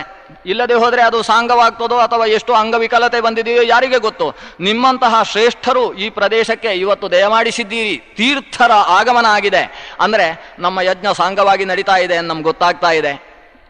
ಈ ಮಧ್ಯೆ ನಮ್ಮ ಈ ಯಜ್ಞದ ಕೊನೆಯ ಭಾಗವಾಗಿ ಜ್ಞಾನಯಜ್ಞ ನಡಿಬೇಕಾಗಿದೆ. ಆದ್ದರಿಂದ ತಾವು ವ್ಯಾಸರಿಂದ ಕಲಿತ, ನಿಮ್ಮ ಪಿತೃಪಾದರಿಂದ ಅಧ್ಯಯನ ಮಾಡಿದ ಪುರಾಣದ ಬಗ್ಗೆ ನಮ್ಮ ಮುಂದೆ ನಿರೂಪಿಸಬೇಕು ಅಂತ, ಬ್ರಹ್ಮಾಂಡ ಪುರಾಣದ ಬಗ್ಗೆ ನಮಗೆ ನೀವು ಉಪನ್ಯಾಸವನ್ನು ಮಾಡಬೇಕು ಅಂತ ಈ ಎಲ್ಲ ಋಷಿಗಳು ಬಂದಂತಹ ರೋಮಹರ್ಷಣರಲ್ಲಿ ಕೇಳಿಕೊಂಡ್ರು. ಆಗ ರೋಮಹರ್ಷಣರು ಪ್ರಾರಂಭ ಮಾಡ್ತಾರೆ, ಬ್ರಹ್ಮಾಂಡ ಪುರಾಣದಲ್ಲಿ ಎಷ್ಟು ವಿಷಯಗಳನ್ನು ನಾನು ತಂದೆಯ ಕೈಯಿಂದ ಕಲಿತಿದ್ದೇನೆ ಅಂತ ಇಡೀ ಅನುಕ್ರಮಣಕ್ಕೆ ಹೇಳಿಬಿಡ್ತಾರೆ. ಹಾಗಾಗಿ ನಾವು 2 ಅಧ್ಯಾಯಗಳನ್ನು ಹಾರಿಸಿಕೊಂಡು ಮುಂದಕ್ಕೆ ಹೋಗ್ಬೋದು. ಯಾಕಂದರೆ 2 ಅಧ್ಯಾಯದಲ್ಲಿರುವುದೇನು ಅಂದರೆ ಸಮಗ್ರ ಬ್ರಹ್ಮಾಂಡ ಪುರಾಣದಲ್ಲಿ ಯಾವ ವಿಷಯಗಳು ಬರ್ತಾವೆ. ಒಟ್ಟು ಬ್ರಹ್ಮಾಂಡ ಪುರಾಣದಲ್ಲಿ ವಿಶೇಷವಾಗಿ ಬ್ರಹ್ಮಾಂಡದ ಸೃಷ್ಟಿಯ ಬಗ್ಗೆ ಮತ್ತು ಬ್ರಹ್ಮಾಂಡದ ಅಂತರ್ಗಡುಕ ವಿಷಯಗಳು, ಬ್ರಹ್ಮಾಂಡ, ಅದರಲ್ಲಿ ಪೃಥಿವಿ, ಭಾರತ ದೇಶದಲ್ಲಿರತಕ್ಕಂತಹ ನದಿಗಳು, ಇದರ ಮೇಲೆ ಇರತಕ್ಕಂತಹ 6 ಲೋಕಗಳು, ಕೆಳಗೆ ಇರತಕ್ಕಂತಹ 7 ಲೋಕಗಳು, ಒಟ್ಟು 14 ಲೋಕಗಳು. ಆ 14 ಲೋಕಗಳಲ್ಲಿ ನಡೆದ ಸೃಷ್ಟಿಯ ಮೆಟ್ಟಿಲುಗಳು, ಯಾವ ಸ್ತರದಲ್ಲಿ ಸೃಷ್ಟಿಗಳು ನಡೆಯಿತು, ಭಾಗವತದಲ್ಲಿ ಸಂಕ್ಷೇಪವಾಗಿ ಬಂದ ಅನೇಕ ವಿಷಯಗಳು ಬ್ರಹ್ಮಾಂಡ ಪುರಾಣದಲ್ಲಿ ಬಹಳ ವಿಸ್ತಾರವಾಗಿ ಬರ್ತವೆ. ಅದರ ಜೊತೆಗೆ ಭಗವಂತನ 10 ಅವತಾರಗಳ ಸಂಕ್ಷೇಪ ವಿಚಾರ, ವಿಶೇಷವಾಗಿ ಪರಶುರಾಮ ಅವತಾರದ ವರ್ಣನೆ, ಅದರ ಜೊತೆಗೆ ಕೆಲವು ಸಂದರ್ಭದಲ್ಲಿ ಶಿವನೇ ಸರ್ವೋತ್ತಮ ಅಂತ ಪ್ರತಿಪಾದಿಸುವ ಕೆಲವು ಮಾತುಗಳು, ಕಥೆಗಳು, ಸ್ವತಃ ನಾರಾಯಣನೇ ಶಿವನನ್ನು ನೀನೇ ಸರ್ವೋತ್ಕೃಷ್ಟ ಅಂತ ಸ್ತೋತ್ರ ಮಾಡತಕ್ಕಂತಹ ಕೆಲವು ಪ್ರಕ್ರಿಯೆಗಳು, ಅದರ ಜೊತೆಗೆ ಚತುರ್ಮುಖ ಬ್ರಹ್ಮನೂ ಸೇರಿಕೊಂಡು ಆ ಶಿವನ ಭಸ್ಮ ಮತ್ತು ಶಿವನ ಲಿಂಗ ಇದರ ಆರಾಧನೆಯನ್ನು ಮಾಡುವ ಕೆಲವು ಕಥಾ ಪ್ರಕ್ರಮಗಳು, ಇವೆಲ್ಲ ಬ್ರಹ್ಮಾಂಡ ಪುರಾಣದಲ್ಲಿ ಬಹಳ ವಿಸ್ತಾರವಾಗಿ ಬಂದಿದ್ದಾವೆ. ಕೊನೆಗೆ ಬ್ರಹ್ಮಾಂಡ ಪುರಾಣದಲ್ಲಿ ಒಂದು ಲಲಿತೋಪಾಖ್ಯಾನ ಅಂತ ಬರ್ತದೆ. ಅಲ್ಲಿ ಲಲಿತಾ ಸಹಸ್ರನಾಮ ಅಂತ ಇವತ್ತು ಹೆಚ್ಚು ಪ್ರಸಿದ್ಧವಾದ ವಿಷಯ, ಅದು ಈ ಭಾಗದಲ್ಲಿ ನಮಗೆ ಕಾಣಸಿಗ್ತವೆ. ಆದ್ದರಿಂದ ಅಷ್ಟು ವಿಷಯಗಳನ್ನು ನಾವು ಈ ಸಂದರ್ಭದಲ್ಲಿ ಗಮನಿಸುವಂತಹದ್ದಿದೆ. ಬ್ರಹ್ಮಾಂಡ ಪುರಾಣ 2 ಕ್ರಮದಿಂದ ಬಂತು ಅಂತ 2ನೇ ಅಧ್ಯಾಯ ಹೇಳುತ್ತೆ. ಈಗ 1 ಕ್ರಮದಲ್ಲಿ ಸೂತ ಪುರಾಣಿಕರು ಬ್ರಾಹ್ಮಣರಿಗೆ ಹೇಳಿದಂತಹ ವಿಷಯ, ಮತ್ತೊಂದು ನೈಮಿಷಾರಣ್ಯದಲ್ಲಿ ವಾಯುದೇವರು ಶೌನಕಾದಿಗಳಿಗೆ ಉಪದೇಶ ಮಾಡಿದ್ದು. ಇದು ಬಹಳ ವಿಶೇಷ. ಅಂದರೆ ವಾಯುದೇವರು ಉಪದೇಶ ಮಾಡಿದ್ರು ಅನ್ನುವ ಅಂಶವನ್ನು ನಾನು ಎಲ್ಲೂ ಅಧ್ಯಯನ ಮಾಡಿದ್ದಿಲ್ಲ. ಬ್ರಹ್ಮಾಂಡ ಪುರಾಣದಲ್ಲಿ ಮಾತ್ರ ಒಂದು ವಿಶೇಷವಾಗಿ ಗೋಚರಿಸುವ ವಿಷಯ ಇದು. ಮಾತರಿಶ್ವನ ಉಕ್ತಂ ಅಂತ ಅಂದರೆ ವಾಯುದೇವರು ನೈಮಿಷಾರಣ್ಯದಲ್ಲಿ ಶೌನಕಾದಿಗಳ ಯಾಗಾನಂತರದಲ್ಲಿ ಪ್ರತ್ಯಕ್ಷರಾದರಂತೆ. ಪ್ರತ್ಯಕ್ಷದಲ್ಲಿ ಕಾಣಿಸಿಕೊಂಡ ವಾಯುದೇವರ ಹತ್ರ ಶೌನಕಾದಿ ಮಹರ್ಷಿಗಳು ಪ್ರಶ್ನೆ ಮಾಡ್ತಾರೆ, ನೀವು ನಮಗೆ ಬ್ರಹ್ಮಾಂಡದ ವಿಸ್ತಾರವನ್ನು ನಿರೂಪಿಸಬೇಕು. ಯಾಕಂದರೆ ವಾಯುದೇವರಿಗೆ ಬ್ರಹ್ಮಾಂಡವನ್ನು ನಿರೂಪಿಸುವುದು ಬಹಳ ಸುಲಭ. ಯಾಕಂದ್ರೆ ನಾವು ನಮ್ಮ ಮನೆಯ ಬಗ್ಗೆ ಯಾರಾದರೂ ಕೇಳಿದರೆ ಚೆನ್ನಾಗಿ ಹೇಳ್ತೇವೆ, ಪಕ್ಕದ ಮನೆಯವರ ಮನೆಯ ಬಗ್ಗೆ ಕೇಳಿದರೆ ಹೇಳುವುದು ಕಷ್ಟ ಆಗ್ತದೆ. ಯಾಕಂದರೆ ಆ ಮನೆಯಲ್ಲಿ ಅಡಿಗೆ ಕೋಣೆಯಲ್ಲಿದೆ, ದೇವರ ಕೋಣೆಯಲ್ಲಿದೆ, ಎದುರುಗಡೆಯ ಸಿಟೌಟಿಯಲ್ಲಿದೆ, ಆ ಸಿಟೌಟಿ ಹೇಗುಂಟು, ಅದಕ್ಕೆ ಬಳಸಿದ ಇಟ್ಟಿಗೆಯ ಕ್ರಮ ಹೇಗೆ ಎಲ್ಲ ನಮ್ಗೆ ಗೊತ್ತಿರೋಲ್ಲ. ಆದರೆ ನಾವೇ ಕಟ್ಟಿಸಿದ ನಮ್ಮ ಮನೆ ಅಂತಾದರೆ ಅದರ ಬಗ್ಗೆ ಪರಿಪೂರ್ಣ ಜ್ಞಾನ ಇರ್ತದೆ. ಹಾಗೆ ಈ ಇಡೀ ಬ್ರಹ್ಮಾಂಡವನ್ನು ಒಂದು ತಮ್ಮ ಮನೆಯ ಹಾಗೆ ನೋಡಿಕೊಳ್ತಕ್ಕಂಥವರು ವಾಯುದೇವರು. ಇದನ್ನು ನಾರಾಯಣ ಪಂಡಿತರು ಸನವಾವರಣಾಂಡ ದರ್ಶಿನಃ ಗೃಹ ಬುದ್ಧ್ಯ ಅಂತ ಹೇಳ್ತಾರೆ. ತನ್ನ ಒಂದು ಮನೆ ಅಂತ ಹೇಳಿ 9 ಆವರಣಗಳಿಂದ ಪೂರ್ಣವಾದ ಬ್ರಹ್ಮಾಂಡವನ್ನು ಕಾಣತಕ್ಕಂಥವರು ವಾಯುದೇವರು ಅಂತ. ವಾಯು ಇಲ್ಲಿ ಬೀಸತಕ್ಕಂತಹ ಗಾಳಿಯೇ ಎಲ್ಲ ಇಡೀ ಭಾರತವನ್ನು ನೋಡುತ್ತೆ. ಆ ಗಾಳಿಯನ್ನು ನಿಯಮಿಸತಕ್ಕಂತಹ ವಾಯುದೇವ ಸಮಗ್ರ ಬ್ರಹ್ಮಾಂಡವನ್ನು ಒಂದು ಕೂರ್ಮ ಸ್ವರೂಪದಿಂದ ಹೊತ್ತವ. ಭಗವಂತನ ಕೂರ್ಮ ಸ್ವರೂಪದ ಪುಚ್ಛದಲ್ಲಿ ವಾಯು ಕೂರ್ಮ ಸ್ವರೂಪದಿಂದ ನಿಂತು ಬ್ರಹ್ಮಾಂಡದ ಒಳಗೆ ಕುಳಿತಿರ್ತಕ್ಕಂಥದ್ದು ಒಂದು ಇಡೀ ಪೃಥ್ವಿಯನ್ನು ಹೊತ್ತಿರತಕ್ಕಂತಹ ಸ್ವರೂಪ ಅದು ವಾಯುಕೂರ್ಮ. ಅಂತಹ ವಾಯುದೇವ ಇಡೀ ಬ್ರಹ್ಮಾಂಡವನ್ನು ತನ್ನ ಮನೆಯ ಹಾಗೆ ಕಾಣ್ತಾನೆ. ಅಲ್ಲಿ ಯಾವುದು ಎಲ್ಲಿ ಅನ್ನುವುದರ ಸ್ಪಷ್ಟ ಪರಿಜ್ಞಾನ ಇದೆ. ಹಾಗಾಗಿ ಬ್ರಹ್ಮಾಂಡದ ಬಗ್ಗೆ ಕೇಳಬೇಕಾದ್ರೆ ಅಂತಹ ಶಕ್ತಿಯಲ್ಲಿ ಕೇಳಬೇಕು.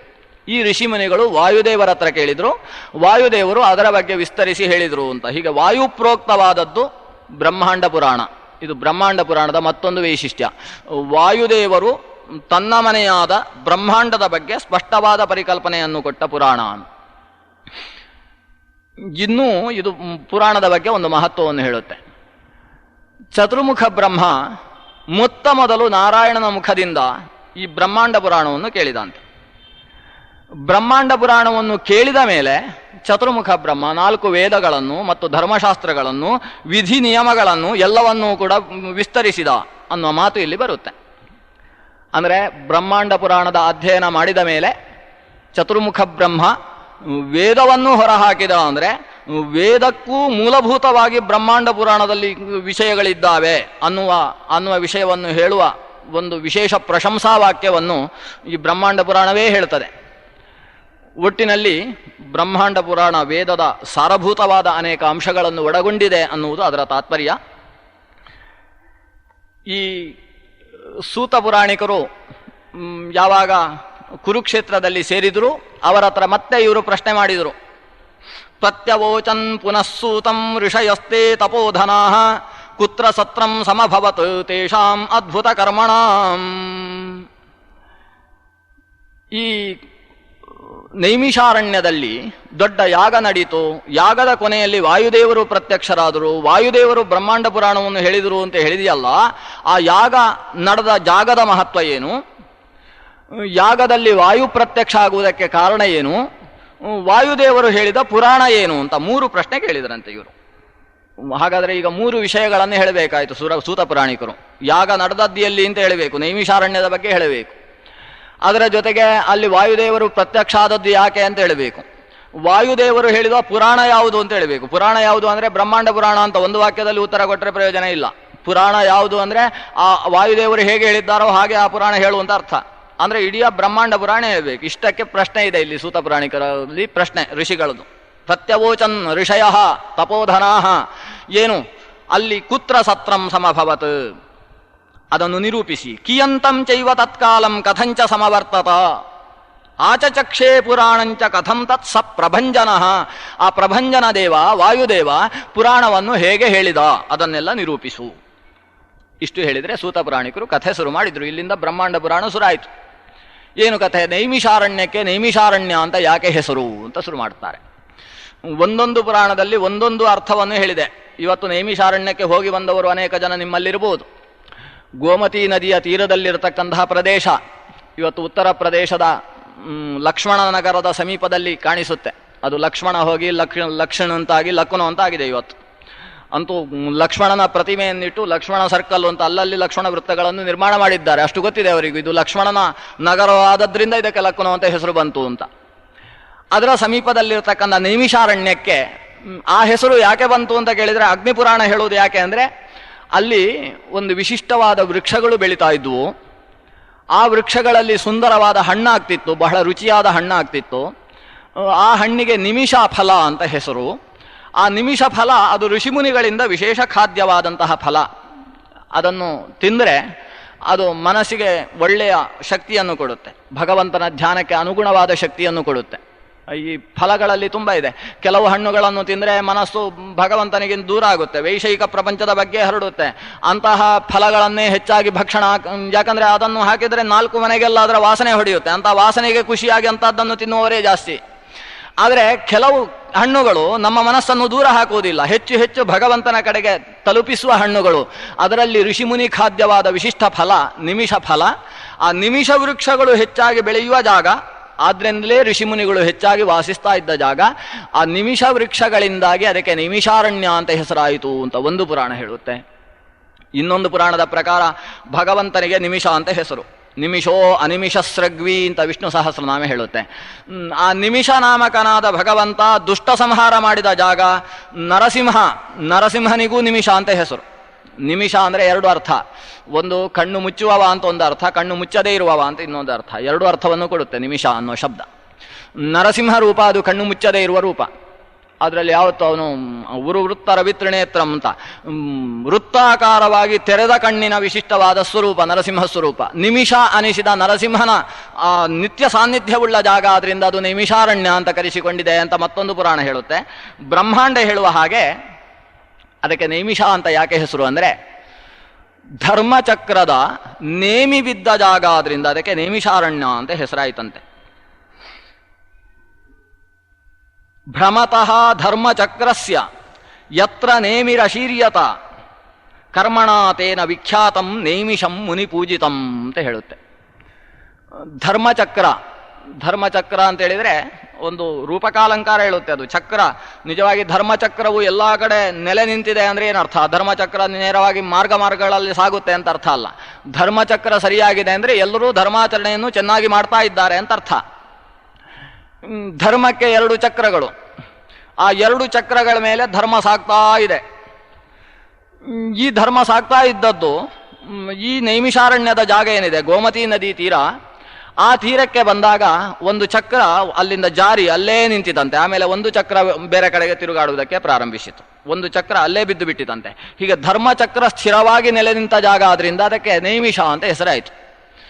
ಒಟ್ಟೇನರ್ಥ? ಧರ್ಮಚಕ್ರ ಅಲ್ಲಿ ಬಿದ್ದಿತು, ಆಮೇಲೆ ಉಳಿದ ಕಡೆ ಅಧರ್ಮವೇ ಜಾಸ್ತಿ ಆಯಿತು, ಆ ತಾತ್ಪರ್ಯ ಅಲ್ಲ. ಉಳಿದ ಕಡೆಗೆ ಧರ್ಮಚಕ್ರ ಹೋಗುವುದಕ್ಕೆ ಆ ಜಾಗ ಬಿಡಲಿಲ್ಲ, ಅದರಿಂದ ಬಹಳ ದುರಂತದ ಜಾಗ ಅಂತ ಅರ್ಥ ಅಲ್ಲ. ಅಲ್ಲಿ ಧರ್ಮಚಕ್ರ ಬಿದ್ದು ಹಾಗೇ ನಿಂತಿತು ಅಂದರೆ ಅಲ್ಲಿ ನಿರಂತರ ಧರ್ಮಾಚರಣೆಯೇ ನಡೆಯುವುದು, ಅಧರ್ಮ ಲೇಷಕ್ಕೂ ಅವಕಾಶ ಇಲ್ಲದೆ ಇರುವ ಜಾಗ ಅನ್ನುವ ಅರ್ಥದಲ್ಲಿ ಅದು ನೈಮಿಷ.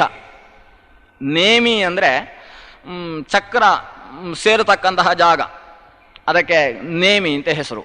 ಪರಿಧಿ ಅಂದರೆ ಚಕ್ರದ ಹೊರಗಿನ, ಈಗ ಟಯರು ಅಂತ ನಾವು ಕರಿತೇವಲ್ಲ, ಅದು ಪರಿಧಿ. ನೇಮಿ ಅಂದರೆ ಅದರ ಮಧ್ಯದ ಎಲ್ಲಿ ಅದರ ಕಡ್ಡಿಗಳು ಸೇರಿಕೊಳ್ತಾವೋ ಆ ಮಧ್ಯದ ಭಾಗಕ್ಕೆ ನೇಮಿ ಅಂತ ಹೆಸರು. ಆ ನೇಮಿಹಿ ಯತ್ರ ಅಶೀರ್ಯತ ಶದುರ್ಲು ವಿಶರಣಗತ್ಯವಸಾಧನೇಶು ಅಂತ ಒಂದು ಧಾತು ಇದೆ. ಈ ನೇಮಿ ಮತ್ತು ಸದ್ ಅನ್ನುವ 2 ಸೇರಿ ನೇಮಿಸತ್ ಅಂತ ಆಯಿತು. ನೇಮಿಸತ್ ಅನ್ನುವುದೇ ನೇಮಿಷ ಅಂತ ಆಯಿತು. ನೈಮಿಷ ಅನ್ನುವ ಶಬ್ದ ನೇಮಿ ಮತ್ತು ಶದ್ ಅನ್ನುವ ಧಾತುಗಳು ಸೇರಿಯಾದ ಶಬ್ದ. ಶದು ಅಂದರೆ ವಿಶರಣ, ಅದು ಕಳಚಿ ಬಿದ್ದದ್ದು ಅಂತ ಅರ್ಥ. ನೇಮಿ ಅಂತ ಹೇಳಿದರೆ ಚಕ್ರದ ಮೂಲಭಾಗ, ಚಕ್ರದ ಮೂಲಭಾಗ ಕಳಚಿತು ಅಂದರೆ ಚಕ್ರ ಕಳಚಿತು ಅಂತ ಅರ್ಥ. ಒಂದು ವಾಹನದಲ್ಲಿ ಸೇರಿದ ಮಧ್ಯಭಾಗದಿಂದ ಚಕ್ರ ಕಳಚಿತು ಅಂದರೆ ಚಕ್ರ ಉಳಿತು, ಮಧ್ಯಭಾಗ ಕಳಚಿತು ಅಂತ ಅರ್ಥ ಆಗುವುದಿಲ್ಲ. ಮಧ್ಯಭಾಗ ಕಳಚಿತು ಅಂದರೆ ಚಕ್ರ ಕಳಚಿತು ಅಂತ ಅರ್ಥ. ಈ ಧರ್ಮಚಕ್ರ ಕಳಚಿ ಬಿದ್ದ ಜಾಗಕ್ಕೆ ನೈಮಿಷ ಅನ್ನೋ ಹೆಸರಾಯಿತು. ಒಟ್ಟಿನಲ್ಲಿ ಅತ್ಯಂತ ಧರ್ಮಕ್ಷೇತ್ರ ಅನಿಸಿದ ಜಾಗ. ಆದ್ದರಿಂದ ಕುರುಕ್ಷೇತ್ರಕ್ಕೂ ನೈಮಿಷಕ್ಕೂ ತಾರತಮ್ಯ ಕಲ್ಪನೆ ಇಲ್ಲ, 2 ಧರ್ಮಕ್ಷೇತ್ರವೇ. ಕುರುಕ್ಷೇತ್ರವೂ ಧರ್ಮಕ್ಷೇತ್ರ, ಇದೂ ಧರ್ಮಕ್ಷೇತ್ರ. ಧರ್ಮದ ಚಕ್ರ ಸ್ಥಿರವಾಗಿ ನೆಲೆ ನಿಂತಹ ಜಾಗ. ಅಂತಹ ನೈಮಿಷಾರಣ್ಯದಲ್ಲಿ ಅನೇಕ ಋಷಿಮುನಿಗಳು 1000 ವರ್ಷದ ಯಾಗವನ್ನು ಹಮ್ಮಿಕೊಂಡರು. ಆ ಕಾಲದಲ್ಲಿ ಯಜ್ಞದ ಕೊನೆಯಲ್ಲಿ ವಾಯುದೇವ ಪ್ರತ್ಯಕ್ಷನಾದ. ಇದು ಭಾಗವತವೂ ಹೇಳುತ್ತೆ, ಸಹಸ್ರ ಸಮಮಾಸತ ಅಂತ. 1000 ವರ್ಷದ ದೊಡ್ಡ ಯಾಗ. ಇವತ್ತು ನಾವು ಯಾಗ ಏನಿದ್ರು ಕೂಡ 1000 ವರ್ಷ ಬಿಡಿ, 1000 ದಿನ ಬಿಡಿ, 1000 ನಿಮಿಷ, 1000 ನಿಮಿಷವೂ ಇಲ್ಲ.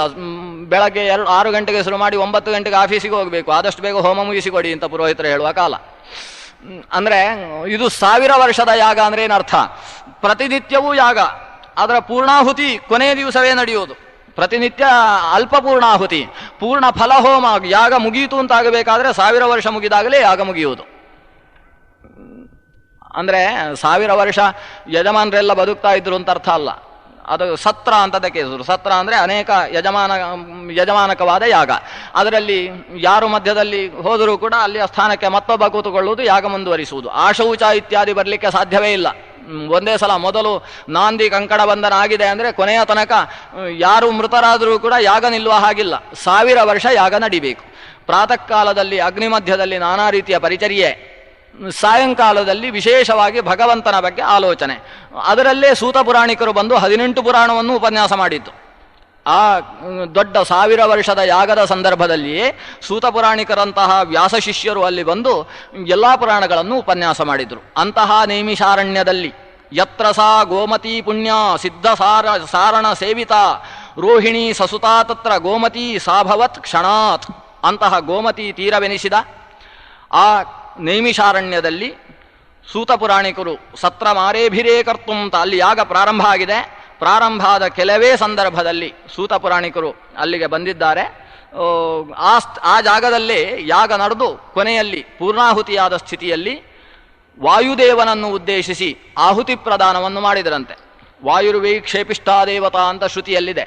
ವಾಯುವಿಗೆ ಆಹುತಿಯನ್ನು ಕೊಟ್ಟರೆ ವಾಯು ಆ ಕ್ಷಣದಲ್ಲಿ ಕಾಣಿಸಿಕೊಳ್ತಾನೆ ಅಂತ. ಕ್ಷೇಪಿಷ್ಠಾದೇವತಾ ಅಂದರೆ ಶೀಘ್ರ ಫಲದಾಯಕ ದೇವತೆ ಅಂತ. ಇವತ್ತು ದುರ್ಗಾಗಣ ವಿನಾಯಕವು ಅಂತ ಹೇಳುವುದಿಲ್ವೇ? ಸಹ ಕಾಮದ ಸ್ತರಯಾಖ್ಯಯಂ ಅಂತ ಶೀಘ್ರ ಫಲದಾಯಕವಾದ ಕೆಲವು ದೇವತಾ ಶಕ್ತಿಗಳಲ್ಲಿ ಭಗವಂತ ಒಳಗಿದ್ದು ಶೀಘ್ರ ಫಲವನ್ನು ಕೊಡ್ತಾನೆ. ಅದು ಬಲ್ಬಿನ ಹಾಗೆ, ಕೆಲವು ಟ್ಯೂಬ್ಲೈಟಿನ ಹಾಗೆ ಕೆಲವು ದೇವತೆಗಳು. ಅದರಲ್ಲಿ ಒಳಗೆ ಭಗವಂತನೇ ಕೂತರೂ ಕೂಡ ಅದು ವಿದ್ಯುತ್ ಒಂದೇ ಆದರೂ ಕೂಡ ಕೆಲವು ನಿಧಾನಕ್ಕೆ ಫಲ ಕೊಡುವುದು, ಸ್ವಲ್ಪ ಬೇಗ ಫಲ ಕೊಡುತ್ತಲ್ಲ. ಹಾಗೆ ಭಗವಂತ ಒಂದೊಂದು ಸ್ವರೂಪದಲ್ಲಿ ಬೇಗ ಫಲವನ್ನು ಕೊಡ್ತಾನೆ. ಅಂತಹ ಸ್ವರೂಪದಲ್ಲಿ ವಾಯುವು ಕೂಡ ಒಬ್ಬ, ಪವಮಾನನು ಪ್ರಭಂಜನನೂ ಕೂಡ ಒಬ್ಬ.